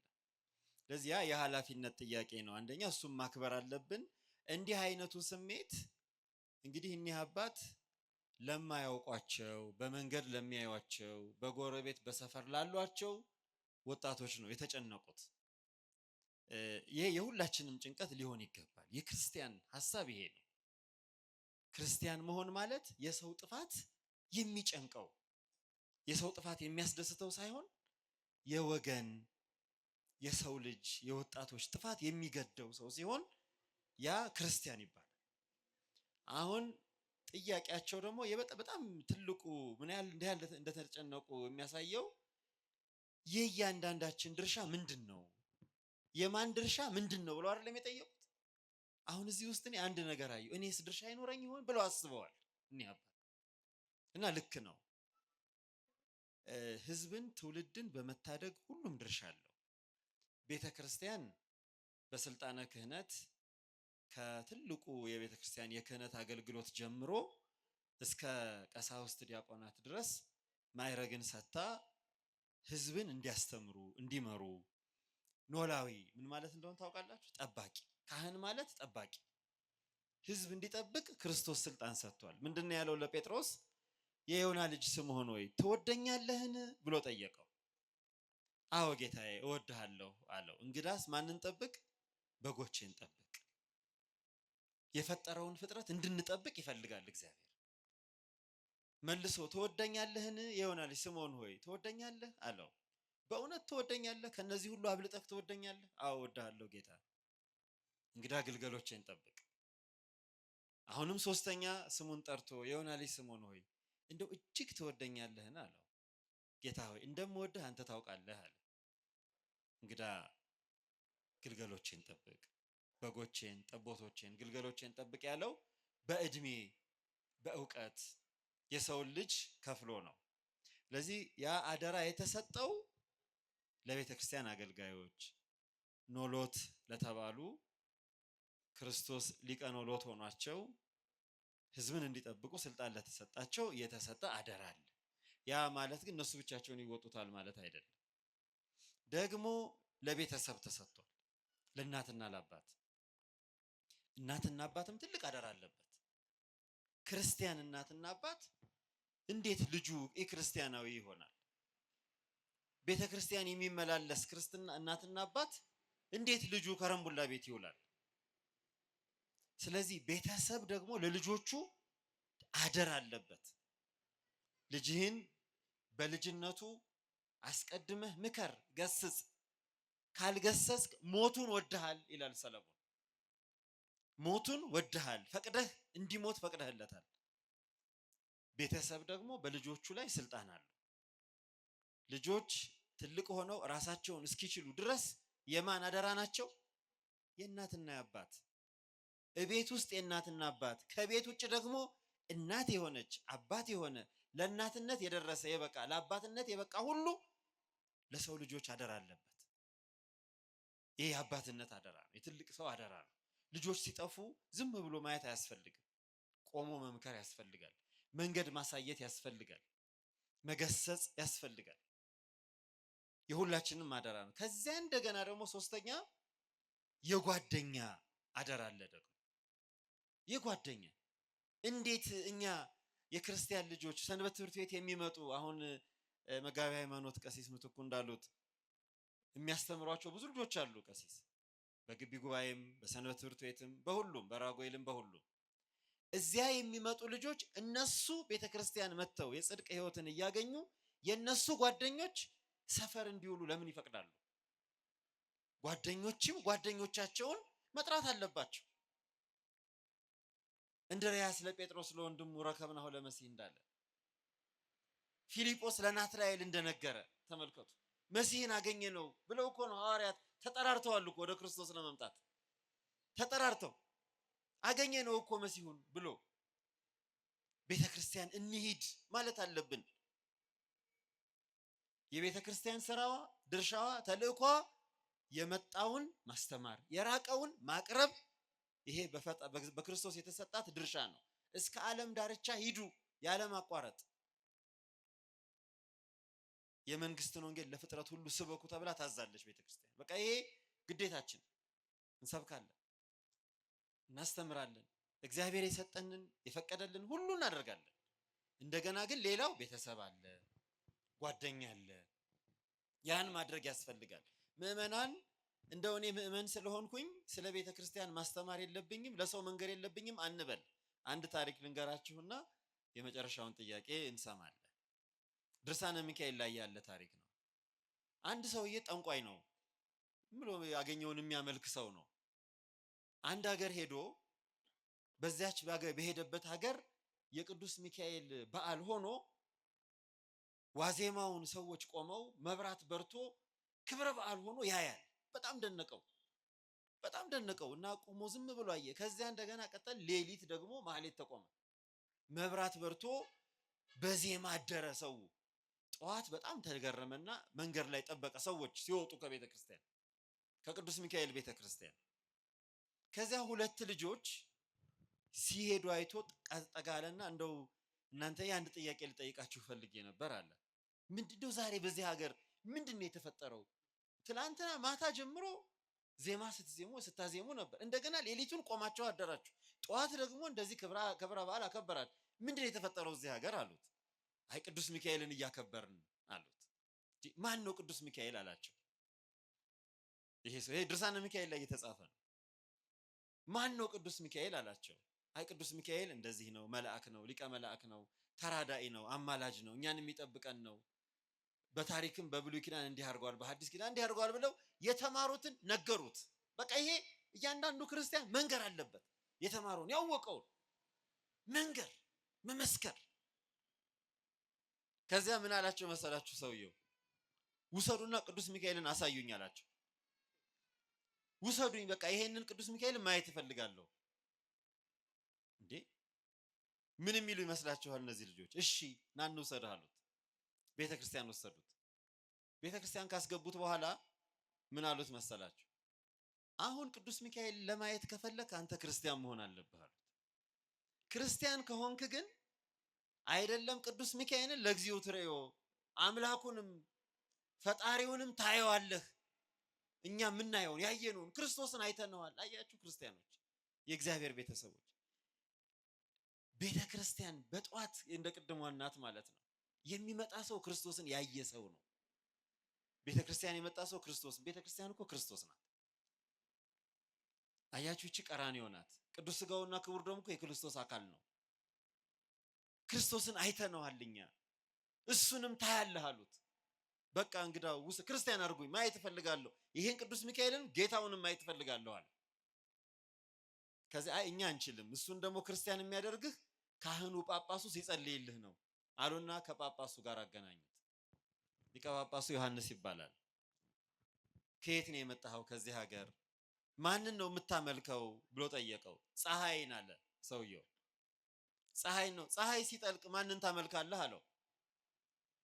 አያችሁ ዋናው አዋቂው ጋር ሲደርስ ማለት ነው። ፀሐይ ሲጠልቅ ማንን ታመልካለህ?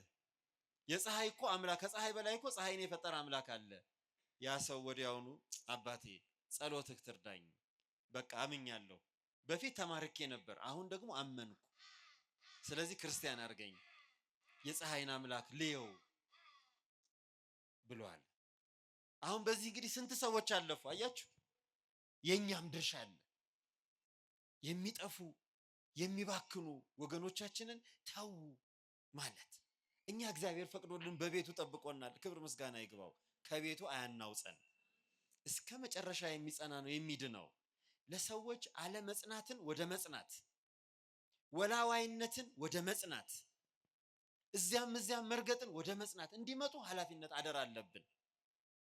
አቤልን የገደለ ቃየልን እግዚአብሔር ምንድነው ያለው? ወንድምህ ቃየል የታለ ነው ያለው። አቤል የታለ ነው ያለው። እግዚአብሔር ይጠይቀናል። እኛም ኃላፊነት አለብን፣ ድርሻ አለን። እኛም ልጆችሽን ጎረቤቶቻችን፣ አንቺ ልጆችሽ ለምን ወደ ቤተክርስቲያን የማትወስጂው? አንቺ ለምንድን ነው የማትሄጂው ማለት አለብን። የቀረውን ሰው ምን ሆነሽ ነው ዛሬ የቀረሽው? ምን ሆነህ ነው ዛሬ የቀረኸው ማለት አለብን። የቀረውን ያ ሁሉ ኃላፊነት አለብን የእግዚአብሔር ቤተሰቦች እና የሁላችንም ድርሻ ነው ዋናው። እኔን ትልቅ አባት ግን እግዚአብሔር ያክብርልን። ትልቅ ትምህርት ነግረውናል ለሁላችንም። በስብሐት ለእግዚአብሔር። ቃለ ሕይወት ያሰማልን፣ ቃለ ሕይወት ያሰማልን። በጸጋ በበረከት በረድኤት ይጠብቅልን። መምህራችን ሰፋ አድርገው በተለይም አሁን ብዙ ጊዜ የሚታሰበው ማን ነው አደራ ያለበት፣ ማን ነው ባለድርሻ ተብሎ ሲታሰብ ብዙ ጊዜ የምናስበው ያው ቤተክርስቲያን፣ የቤተክርስቲያን መምህራን አባቶች እንደዚህ ብቻ ነው።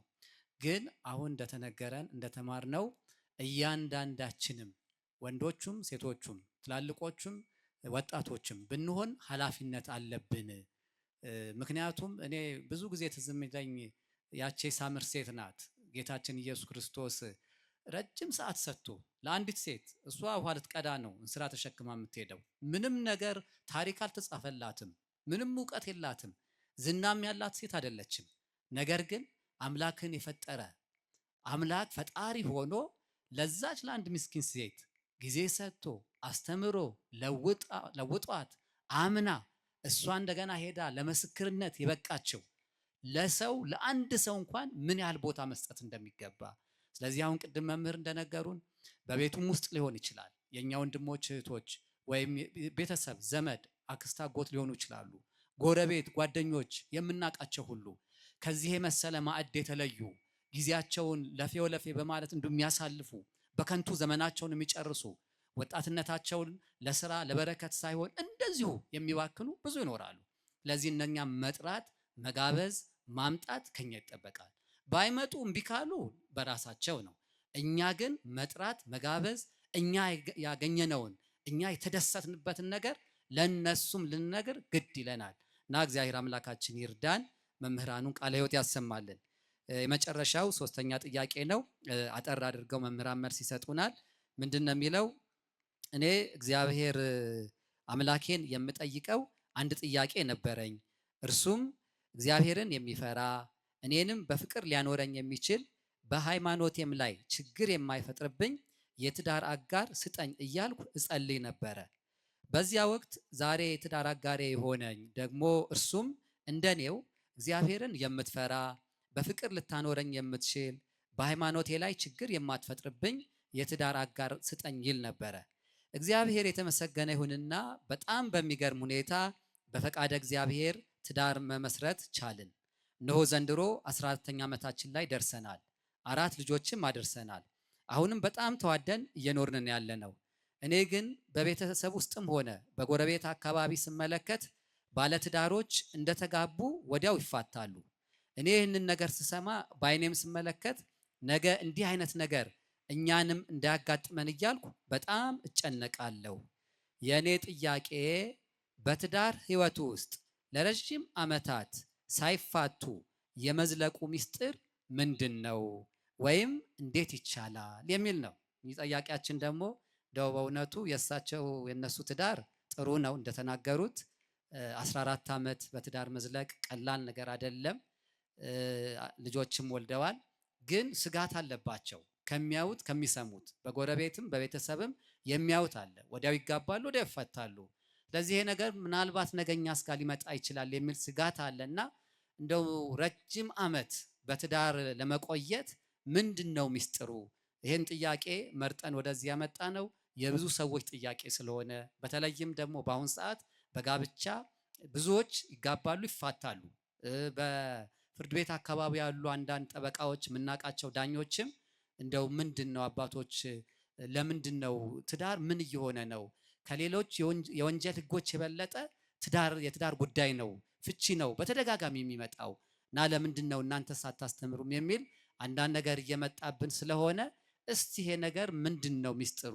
መዝለቅስ የሚቻለው እንዴት ነው የሚል እንግዲህ በህይወትም በልምድም በማስተማርም መምህራኑ ይሄ ጸጋ ስላላቸው መልሱን ከነሱ እንጠብቃለን። እኔ በቀደም ይሻላል ብዬ ነው። ምክንያቱም መምህር ዳንኤል ማጠቃለያው ላይ በደንብ ይናገራሉ። እሳቸው ላይ ከማክል ብዬ ነው። ትፈቅዱልኛላችሁ አይደለም? ማጠቃለያውን መምህር ዳንኤል ቢሰጡን ጥሩ ስለሆነ ትዳር ላይ ያው የታወቀ ነው። ግን እኚህ እናት ወይም ደግሞ ባለትዳር 14 ዓመት ኖረዋል። ትዳራቸው ጥሩ እንደሆነ መጀመሪያም እግዚአብሔርን ጠይቀው የገቡበት እንደሆነ ነው የነገሩን። ዶክተር ባሉት ላይ ግን በተለይ ይሄ የፍቺ መበራከት እና የጋብቻ መላላት በእርግጥ እንደ መንፈሳዊ ተቋም ቤተክርስቲያን ያገዳታል። ነገር ግን ያ ሁሉ ዳታ ቤተክርስቲያን የሚመለከት አይደለም። እኔ ሳምን ማለት ነው ራሱ ጋብቻው ጋብቻ ነው ወይ የሚለው ፍርድ ቤት ጋብቻ ብሎ የሚያጸድቀውና ቤተክርስቲያን ጋብቻ የምትለው ስለሚለያይ ማለት ነው። እሱ ራሱን የቻለ ጥናት ያስፈልገዋል። በህግ በስርዓተ ተክሊል በቅዱስ ቁርባን ጋብቻቸውን ፈጽመው ለፍቺ የተጋለጡ ምእመናን ቁጥር ምን ያህል ነው? በእርግጥ ልክ ነው ፍርድ ቤቱን አንዳንድ የምናጨናንቀው እኛ ነን። ግን ደግሞ ከሁሉም ጋር ተጨፍልቆ ስለሚሰራ በጣም ከባድ ነው። በዓለም ላይ በፍቺ ከሚታወቁ ሀገሮች አንዷ ኩዌት ናት ይላል በቅርብ ያየሁት መረጃ እና በዓለም ላይ ሪከርድ የሰበረ በጊዜ ቆይታ ማለት ነው ፍቺ የተመዘገበባትም ሀገር ኩዌት ናት ይላል። እና እንግዲህ አንዳንዱ ፍቺ 1 ዓመት 3 ወር የሚያስደነግጠው 6 ወር ምናምን ቆይተው ከተጋቡ በኋላ የሚፋቱ አሉ። በተለይ በዚህ ባለማዊ ህይወት ማለት ነው። የነዚህ ደግሞ የሚገርመው ጋብቻው የቆየው ለ3 ደቂቃ ነው። ወዲያው በተጋቡ በ3ኛው ደቂቃ ምን ሆኑ ማለት ነው? ተፋቱ። አሁን እነዚህ ሰዎች ተጋብተዋል ማለት ይቻላል ወይ?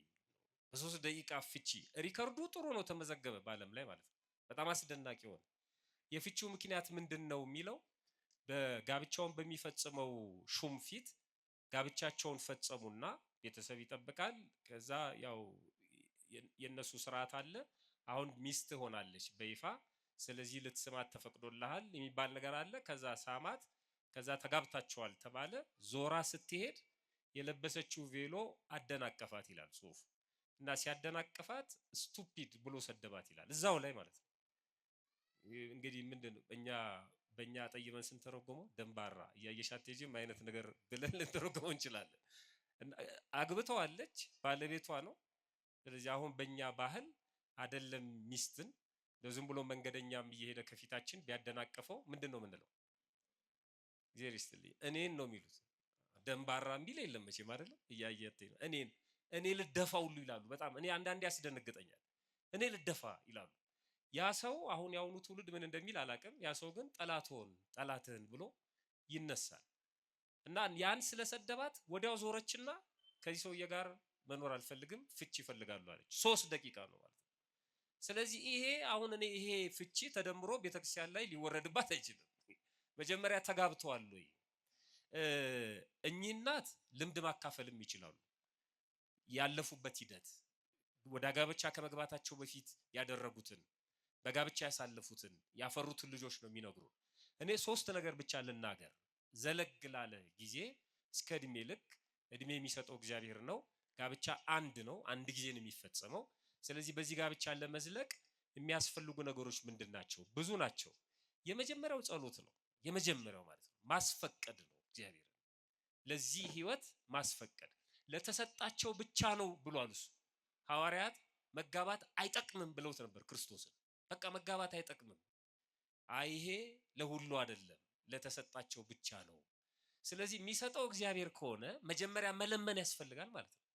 እባክህን ብሎ ልክ እኚህ እናት እንደለመኑት ደግሞ በአጋጣሚም እግዚአብሔር በፈቀደ ባለቤታቸው የሚለምን የነበረው እሱን ነው። ተመሳሳይ ነው። ፈለገና እግዚአብሔር አገናኛቸው እነዚህን ማለት ነው። ወደ ጋብቻ ከመሄድ በፊት የምንፈልገው ጋብቻ ከሃይማኖት የማያስወጣን አንተን የምናገለግልበት እና በስርዓት የምንኖርበት ቤታችን እንግዳ የምንቀበልበት፣ አስራቱን የምናወጣበት፣ ቅዱስ ሥጋውን ክቡር ደሙን እየተቀበልን የምንኖርበት፣ ሃይማኖት የምናሰምርበት አለ። ስለዚህ ጸሎት ወሳኝ ነው። አንዳንዱ ያፍራል ይባላል ስለ ጋብቻ መጸለይ። ልጅቷ እንዳለችው ስለ ጋብቻ ስለ ትዳር መጸለይ ታፍራለች እና በእግዚአብሔር ፊት ቆማ ስትጸልይ ምን አለች? እባክህን ፈጣሪ ለእናትና ለአባቴ ጥሩ አማች ስጣቸው ብላ ለመነች። ምን ላለ ማለት ፈልጋ ነው? ባል ላለ ማለት እንዴ ባል ይጠየቃል አይነት ነገር እና መጠየቅ አለብን። እግዚአብሔርን በደንብ መለመን አለብን። ሁለተኛው ዓላማውን መረዳት ነው። ለምንድን ነው ወደ ጋብቻ መግባት የፈለግነው? አንዳንዱ በሰው ግፊት ነው። እንዴ ቀንድ ልታወጣ ነው እንዴ ቀንድ ልታወጪ ነው እንዴ አግቢ እንጂ በቃ እጅ ላይ በዙሪያ ያሉትን አንዱን የሚሉ ሰዎች አሉ። ዝም ብለው ተገፋፍተው ይገባሉ። እንደዚህ ምን መክርም ሰዎች አለን። ዓላማው ምንድን ነው? ይሄ የለመድነው አለ ዘር ለመተካት ለመረዳዳት ከዝሙት። እሱ እኮ አንድ ነገር ነው። እሱ አይደለም። አግብተውም ባይወልዱም አሉ። እሱ አይደለም። ትልቁ ጉዳይ ተጋግዞ መጽደቅ ነው። አንድ ላይ ይሄንን የመከራ ዓለም ተረራርቶ ተጋግዞ አሸንፎ መውጣት ነው። በብዙ ወጀብ በብዙ ፈተና ውስጥ ማለት ነው። ዓላማው መጽደቅ ነው። አብሮ መጽደቅ ማለት ነው። ከሚስት ጋር መጽደቅ፣ ከልጆች ጋር መጽደቅ፣ ከባል ጋር መጽደቅ፣ ከባል ቤተሰቦች ጋር መጽደቅ፣ በህብረት የእግዚአብሔር መንግስት መውረስ በዚህኛው ህይወት ማለት ነው። ትልቁ ጉዳይ ምንድን ነው? አፍንጫ የሚያያለ፣ ገንዘብ የሚያያለ፣ ስልጣን የሚያያለ፣ ወቅቱን የሚያያለ። ዓላማው ከተንሻፈፈ እንኳን ረጅም እድሜ መኖር በጣም ከባድ ነው የሚሆነው። ሶስተኛውና የመጨረሻው ተሞክሮን መውሰድ። ዘለግ ላለ እድሜ ይኖሩ ኢትዮጵያውያን ያሳለፉት ምንድን ነው? ህይወታቸው ምን ይመስላል? እንዴ አገር በቀል እውቀቶችን እኮ እየናቅናቸው ነው። በጣም እየናቅናቸው ነው። ዝም ብለን አሰስገሰሱን እየተቀበልን ነው። ጋብቻ ላይ ራሱ ከውጭው ተሞክሮ አንዳንድ ሰዎች ሲናገሩ በጣም አዝናለሁ። እኔ ኢትዮጵያ ውስጥ ኢትዮጵያውያን እንዴት ነበር ጋብቻቸውን ይመሰርቱ የነበረው? እንዴት ነበር ልጅ ያሳድጉ የነበረው? እንዴት ነበር ይጠራሩ የነበረው? እንዴት ነበር ይኖሩ የነበረው? ችግር ሳይኖር ነው? በደንብ አለ። ችግሩን የሚፈቱበት መንገድ ምንድን ነው? እንዴ ልጃቸው ከባሏ ጋር ተጣልታ ወደ ቤት በራ ስትመጣ እኮ አያሳድሯትም። መጀመሪያ ቢያሳድሩም ባላስፈቅደው ነው። እንደገና በማግስቱ ይዘው ይሄዳሉ። ችግር የሚፈቱባቸው መንገዶች እንዴ ትተሻዋት መቼም ወላድ በድባብ ትሄድ ምን ብዙ ሰዎች እኮ አለ። በግድም ማስገባት አይደለም ደግሞ ባሏን እንዳታከብር መገፋፋትም አይደለም። ትዳሩን ማከም ያስፈልጋል። ስለዚህ ተሞክሮችን መውሰድ አለብን። በማንበብ ሊሆን ይችላል፣ በመጠየቅ ሊሆን ይችላል። ሀገር በቀል የሆኑ ዕውቀቶችን በደንብ ማየት ልምድ መውሰድ ያስፈልጋል። እነዚህ ሶስቱን ነገሮች ብናደርግ ይጠቅመናል ለማለት ነው። እግዚአብሔር ሰምቶ ከመጥፋት ያደነን። እግዚአብሔር ቃለ ሕይወት ያሰማል። ቃለ ሕይወት ያሰማልን። እንግዲህ በትዳር ረጅም ዘመናት እንደ እግዚአብሔር ፈቃድ አብሮ ለመቆየት ሶስት መሰረታዊ ነገሮች ያስፈልጋሉ ብለዋል መምህር አይደል? ምን ምን ናቸው? ድምጻችሁ አይሰማም። ጸሎት አንደኛ፣ ዓላማ ሁለተኛ፣ ሶስተኛ አይሰማም።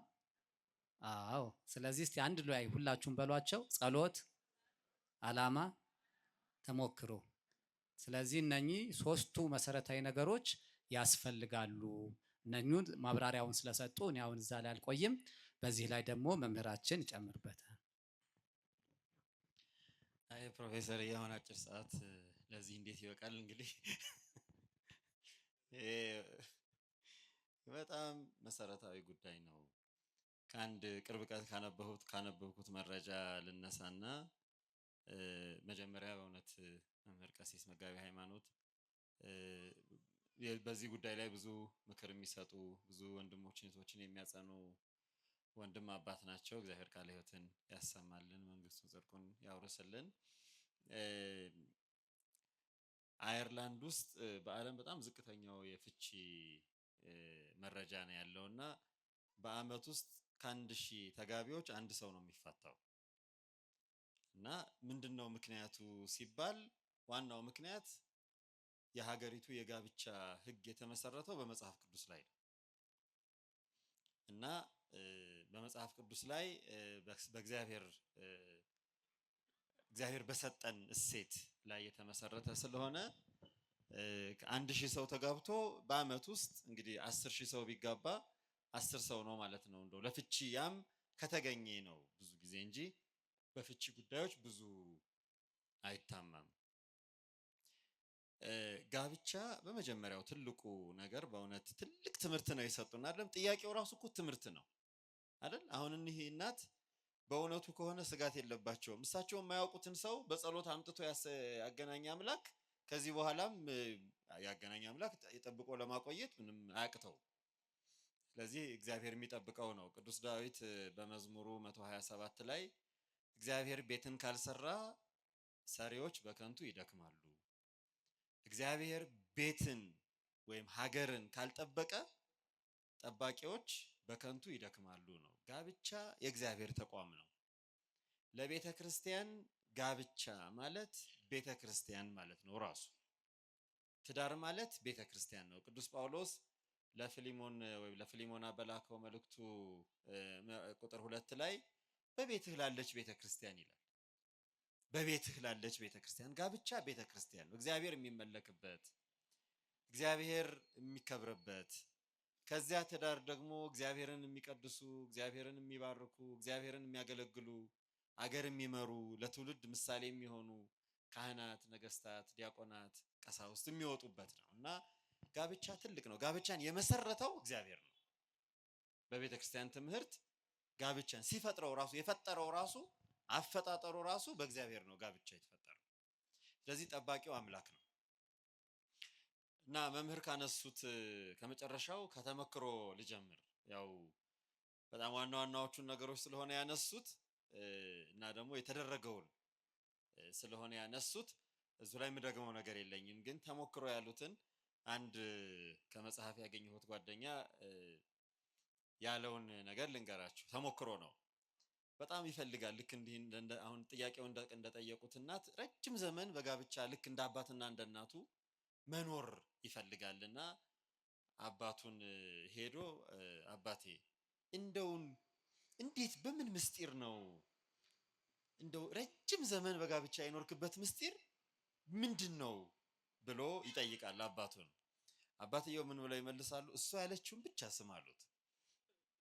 ሌላ እንዳትከራከር፣ ምንም ነገር እንዳትል፣ እሷ ያለችውን ብቻ፣ ይሄን ደግሞ እንዳትነግራት አሉት። ይችን ደግሞ የልኩን እንዳትነግር አሉት።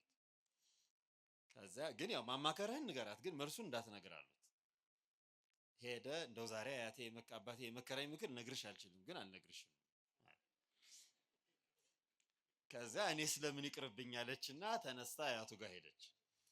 እንዴ ለምንድን ነው የተመከረው ብላ ማለት ነው። እና ምንድን ነው ያሉት? አይ እንደው ረጅም ጊዜ በጋብቻ ለመኖር እንደው ምስጢርህ ምንድን ነው ብሎ ጠየቀኝ። እና ምን አሉት? አንቺ ነው የፈለግሽው ይሄንን? አዎ። ለራስሽ ፈልገሽው ነው? አዎ። እሱ ያለሽን ስሚ። ገባችሁ? ምንድን ነው ያደረጉት? ይሄን የመለሰው እውነት በቃ ምስጢሩን አውቆታል ማለት ነው። ምንድን ነው ያደረጉት? መሰማማት አይደል? መሰማማት፣ መከባበር። የጋብቻ ዋናው መሰረቱ ምን መሰላችሁ? ፍቅር ነው። ፍቅር ደግሞ ብዙ ነገር ነው። ይሰማል፣ አይፈርድም፣ አይታበይም፣ አይዋሽም፣ ሌላ ብዙ ነገሮች አያደርግም። ጋብቻ የሚመሰረተው በፍቅር ነው። ማስተሳሰሪያው እሱ ነው። ያንን ከጠበቅን በቃ ጋብቻ ይጸናል። በዚያ ውስጥ መኖር መሰረቱን አለመናድ። ቅድም መምህር ያሉናል አላማው ወደ ጋብቻ ስንገባ መጀመሪያ ማወቅ ጋብቻ ምንድን ነው ብሎ መጠየቅ፣ መረዳት፣ መማር። ምን ያስፈልጋል ሲባል ፍቅር። በቃ የሚተሳሰረው ጥቅም አይደለም፣ ውበት አይደለም፣ ደምግባት አይደለም፣ አፍንጫ አይደለም፣ መኪና አይደለም፣ ወይም ሌላ ነገር አይደለም። እነሱ ቁሳቁስ ናቸው። እነሱ ሲያነክሱ አብሮ መንከስ ይመጣል። እነሱ የሆነ ነገር ሲሆኑ ሲፈርሱ አብሮ መፍረስ ይመጣል። ብዙ ነገር ፈርሷል አይደል? ይፈርሳል እኮ አብሮ የሚዘልቅ የለም። ስለዚህ የመጀመሪያው ትልቁ ነገር መሰረቱን መጠበቅ፣ ያንን ደግሞ ለማድረግ መጸለይ። ቅዱስ ዳዊት አንድ ጸሎት አለ። መዝሙር 128 ነው። የቅዱስ ዳዊት መዝሙር ነው። ላንብብላችሁ። ሌላው ትልቁ ምሰሶ ስለሚናገር ነው። እግዚአብሔርን የሚፈሩ ሁሉ በመንገዶቹም የሚሄዱ ምስጉኖች ናቸው። የድካምህን ፍሬ ትመገባለህ፣ ምስጉን ነህ፣ መልካምም ይሆንልሃል። ሚስትህ በቤትህ እልፍኝ ውስጥ እንደሚያፈራ ወይን ናት፣ ልጆችህ በማዕድ ዙሪያ እንደ ወይራ ቡቃያ ናቸው። እነሆ እግዚአብሔርን የሚፈራ ሰው እንዲህ ይባረካል። ምን የሚያደርግ በደንብ በሉት። ምን የሚያደርግ? እሺ፣ እግዚአብሔርን መፍራት ደግሞ ምንድነው? በሌላ ትርጉሙ ዳዊት ለልጁ ለሰሎሞን ያስተማረው የጥበብ ሁሉ መጀመሪያ ምንድነው? በቃ አያችሁ፣ እግዚአብሔርን መፍራት ጥበብ ይሰጣል። ፈሪሃ እግዚአብሔር ጥበብ ይሰጣል። ሁሉንም ነገር የምናደርግበት ጥበብ ይሰጣል። እግዚአብሔር ከጽዮን ይባርክህ። በሕይወትህ ዘመን ሁሉ የኢየሩሳሌምን መልካምነቷን ታያለህ፣ የልጅ ልጆችህንም ታያለህ። መልስ አልመለሰልንም? ዳዊት መለሰልን። ፈሪሃ እግዚአብሔር፣ እግዚአብሔርን መፍራት፣ አንደበትንም መጠበቅ ከመሳደብ ከማንኳሰስ፣ ችግርን መረዳት፣ አስቀድሞ አለመፍረድ፣ መመካከር ብዙ ነው ምሰሶ። እነዚህ ሁሉ ግን የሚያጸኑት ምንድነው? ፍቅርን። ከየት ይገኛሉ? እግዚአብሔርን ከመፍራት።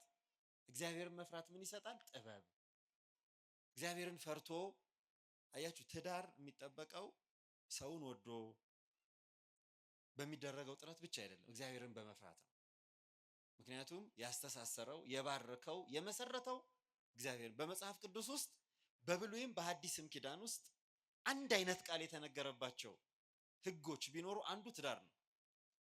በብሉይ ኪዳን እግዚአብሔር ለአዳም ምን ብሎታል? እንግዲህ አዳምንና ሔዋንን ሲያጣምር ማለት ነው እግዚአብሔር ፈጥሮ አንድ አድርጎ ትዳርን ሲሰጥ ሰው አባትና እናቱን ይተዋል ከሚስቱም ጋር ይጣበቃሉ ብሎ በብሉይ ኪዳን ያለውን በሐዲስ ኪዳንም ያው አምላክ የፈጠረው አምላክ መድኃኒታችን ኢየሱስ ክርስቶስ ያንኑ ቃል ሰው አባትና እናቱን ይተዋል ከሚስቱም ጋር ይጣበቃሉ አንድ አይነት ቃል አስቀምጧል።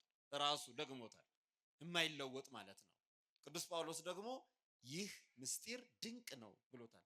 ምስጢር ነው፣ ልዩ ክቡር ነው። ጋብቻ በሁሉ ዘንድ የከበረ ነው፣ አልጋውም ቅዱስ ነው ይላል ቅዱስ ጳውሎስ።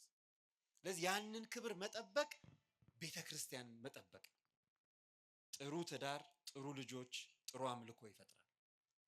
ስለዚህ የምንጠነቀቀው ለኛ ህይወት ብቻ አይደለም። እኒህ እናት አሁን በአንድ በኩል የተጠነቀቁት ለነሱ ህይወት ዘላለማዊነት ብቻ አይደለም። ያቺ የእግዚአብሔር ቤት ናት፣ እንዳትፈርስ በፍቺ እንዳትናድ መጠበቅ ግዴታ ነው። እግዚአብሔር ይጠብቅልን። በእውነት እግዚአብሔር ቤትን ካልሰራ ሰሪዎች በከንቱ ይደክማሉ ነውና እግዚአብሔር ቤታችንን እሱ ይስራልን። መስራት ማለት ማሰናዳት ማደራጀት ማለት ነው። እሱ ያደራጀው እሱ ያበርታው። እግዚአብሔር በረከቱን ይስጠን። ወስብሐት ለእግዚአብሔር። ቃለ ሕይወት ያሰማልን፣ ቃለ ሕይወት ያሰማልን። ቅድም መምህር ሲያስተምሩን አንድ ነገር አነሱ። በዓለም ላይ በፍቺ በጣም በዝቅተኛ ደረጃ ከሚታወቁት ሀገሮች አንዷ ማናት አሉ? ከፍተኛው ነው ኩዌት። እና ቅድም መምህር ምትኩ ሲያስተምሩ ተሞክሮ ብለዋልና እንደው ስፖንሰር የሚያደርገን ብናገኝ ተጋቢዎች ከመጋባታቸው በፊት ይሄ እድሉ ቢገኝ ሄደው ያን ተሞክሮ ልምዱን አግኝተው ቢመጡ ጥሩ ነበር አይደል? ቪዛ የለም እንጂ እንዳትሉ።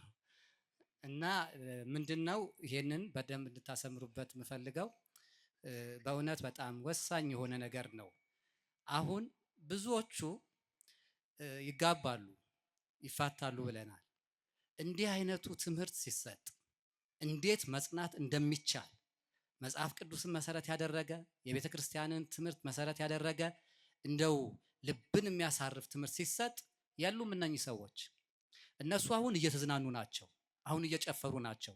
ነገ ግን ተፋታም ብለው ደግሞ መጥተው እዚህ ደግሞ ያለቅሳሉ። እግዚአብሔር እንዲያደረከኝ። አንዳንዴ እኮ ይብል አብድ በልቡ ሰነፍ በልቡ እግዚአብሔር የለም ይላል። በስንፍና እግዚአብሔር የሚሰጠውን የህይወት ቃል መጥቶ አይሰሙም። ሳይማሩ ይፋታሉ። ሲፋቱ መጥተው እግዚአብሔርን እንዳስፋታቸው አድርገው ያለቅሳሉ። ይሄ ነው አንዱ ችግር። እና ቃለ እግዚአብሔር ሲሰጥ እንዲህ አይነቱ ጉባኤ እንዲህ አይነቱ ማዕድ ሲዘጋጅ መጥቶ መብላት መጠጣት መሳተፍ ሲገባ እነሱ አሁን ሌላ ዓለም ውስጥ ናቸው። ግን በኋላ ችግር ሲመጣ ደግሞ መጥተው ያለቅሳሉ። እና በዚህ አጋጣሚ በዚህ በሚዲያም በየትም ቦታ የምትሰሙ ድምፁን የምትሰሙ ሁሉ ከእግዚአብሔር ጋር ሁኑ ነው። ቃሉን ስሙ፣ በጸሎቱ ተሳተፉ። ህይወታችሁ፣ ትዳራችሁ፣ ኑሯችሁ የተጠበቀ ይሆናል የሚል ነው። እና በመጨረሻ ደግሞ መምህራን እንዲያነሱት በትዳር ውስጥ አንዱ ዋናው መከባበር ወሳኝ ነው ብለዋል አይደለ? መከባበር እና አንድ አባት ሲነግሩኝ ምን አሉ? ድሮ አባቶች በጣም በቤት ውስጥ በትዳር ከመከባበራቸው የተነሳ ሚስቶች ባሎቻቸውን ማን ነበር የሚሉት? አንተ ነው አንቱ፣ አንቱ ጌታዬ አይደል አንቱ ይሉ ነበረ። እና በአንድ ወቅት አንድ ሰው ሚስት አግብቶ ሞታ እንደገና ሌላ አገባ። ሲያገባ እንግዲህ የመጀመሪያው አንቱ እያለች ነው የምትጠራው። ሁለተኛዋ አንተም አንቱም ለማለት ተቸገረች። ሰውየውም ሲሰማ ምንም ነገር የለም፣ ወይ አንተም አትለው ወይ አንቱም አትለው ደንቆታል። እስቲ አንድ ቀን ልፈትሽ አለና ሴትዮዋ እንጀራ ልትጋግር እየተጣደፈች አብሲት አቅጥና እያለ ሄደና መንገድ ላይ መካከል ማለፊያ መንገድ ላይ እግሩን ዘርግቶ ቁጭ አለ። አሁን ምንድን ነው የምትለው ሴትዮዋ? እግርህን አንሳ ነው ወይስ እግሮትን አንሱ? እስከዛ ድረስ እንግዲህ ሰውየው እየጠበቀ ነው። ምንም ነገር የለም፣ አንቱም የለም አንተ። ሴትዮዋም አልሸነፍም አለችና ምን አለች? እግር ይነሳ ይጋገር ምሳ። ስለዚህ አሁንም አልተገለጠም ማለት ነው አይደለ? እና ዞሮ ዞሮ መከባበር ያስፈልጋል ማለት ነው። ለሁለቱም መምህራን እግዚአብሔር አምላክ ቃለ ሕይወት ያሰማልን፣ በጸጋ በበረከት በረድኤት ይጠብቅልን። ክቡር መምህራችን መምህር ዳንኤል እውነት ለመናገር እንደምታውቁት በጣም ሰፊ አገልግሎት ነው ያላቸው። በዚሁ በጠቅላይ ቤተ ክህነት በመንበረ ፓትርያርክ በውጩም በሀገር ውስጥም እንደገና በተለያዩ ቦታ እየሄዱ ኮርስ ስልጠና ይሰጣሉ። ቅድስት ሥላሴ መንፈሳዊ ዩኒቨርሲቲ ያስተምራሉ። በዚህ ሁሉ ውጥረት ውስጥ ሆነው ስንጠራቸው በሚገርም ሁኔታ በእውነት ገዳሙን ስለሚወዱ ይሄን ጉባኤ ስለሚያከብሩ ያለምንም ማቅናናት ነው በቃ እሺ ብለው ወደዚህ የመጡት። ስለዚህ በጉባኤያችን ስም በገዳሙ ስብከተ ወንጌል ስም እጅግ በጣም እናመሰግናለን። እግዚአብሔር ይስጥልን። እንዲሁም እንዴት ታዲያ ጀመር አድርጋችሁ መተው ነው? እግዚአብሔር ይስጥልን። እንዲሁም መጋቢ ሃይማኖት መምህር ምዝኩም እንደምታውቁት አገልግሎታቸው እዚህ ብቻ አይደለም። ይህን ስልክ እንኳን ስደውል ሩቅ ቦታ ነበሩ፣ ክፍለ ሀገር። ከክፍለ ሀገር መጥቶ ወደዚህ ማገልገል ይደክማል። ምክንያቱም ጉዞ ራሱ አድካሚ ነው። እዛም ደግሞ በአገልግሎት ነው የተቆየው። መድረክ ላይ ረጅም ሰዓት 1 ሰዓት 2 ሰዓት የሚሰጥ ትምህርት ነው እና ስንደውል ስንነግራቸው ምንም እሳቸውም ለምን ገዳሙን ስለሚወዱ ጉባኤውን ስለሚያከብሩ ለወንጌል ራስ መስጠት ማለት ይሄ ነው። ስለዚህ እሳቸውንም በዚህ በታላቅ ጉባኤ ስም በገዳሙ ስብከተ ወንጌል ክፍል ስም እጅግ በጣም አመሰግናለሁ። እግዚአብሔር ይስጥልኝ። እናንተን ምእመናን ሁላችሁም አባቶች፣ እናቶች፣ ወንድሞች፣ እህቶች ይህን ጉባኤ አክብራችሁ ሌላ ስራ እንኳን ቢኖራችሁ ትታችሁ ቤታችሁን ዘግታችሁ የመጣችሁ አላችሁ። ሌላ ነገር ሌላ ፕሮግራም እያለባችሁ ትታችሁ የእግዚአብሔር ቃል ይበልጥብናል፣ ወንጌሉን ብንሰማ ይሻለናል፣ ሌላው ሁሉ ያልፋል፣ የማያልፈው ግን ቃሉ ነው ብላችሁ ቅድሚያ ሰጥታችሁ መድኃኔዓለምን አስቀድማችሁ ስለመጣችሁ መድኃኔዓለም እሱ ከፍ ያደርጋችሁ። ቤታችሁ ስትገቡ ደስ የሚያሰኘውን ነገር ያሰማችሁ። እግዚአብሔር አምላካችን ጉባኤያችንን ይባርክልን።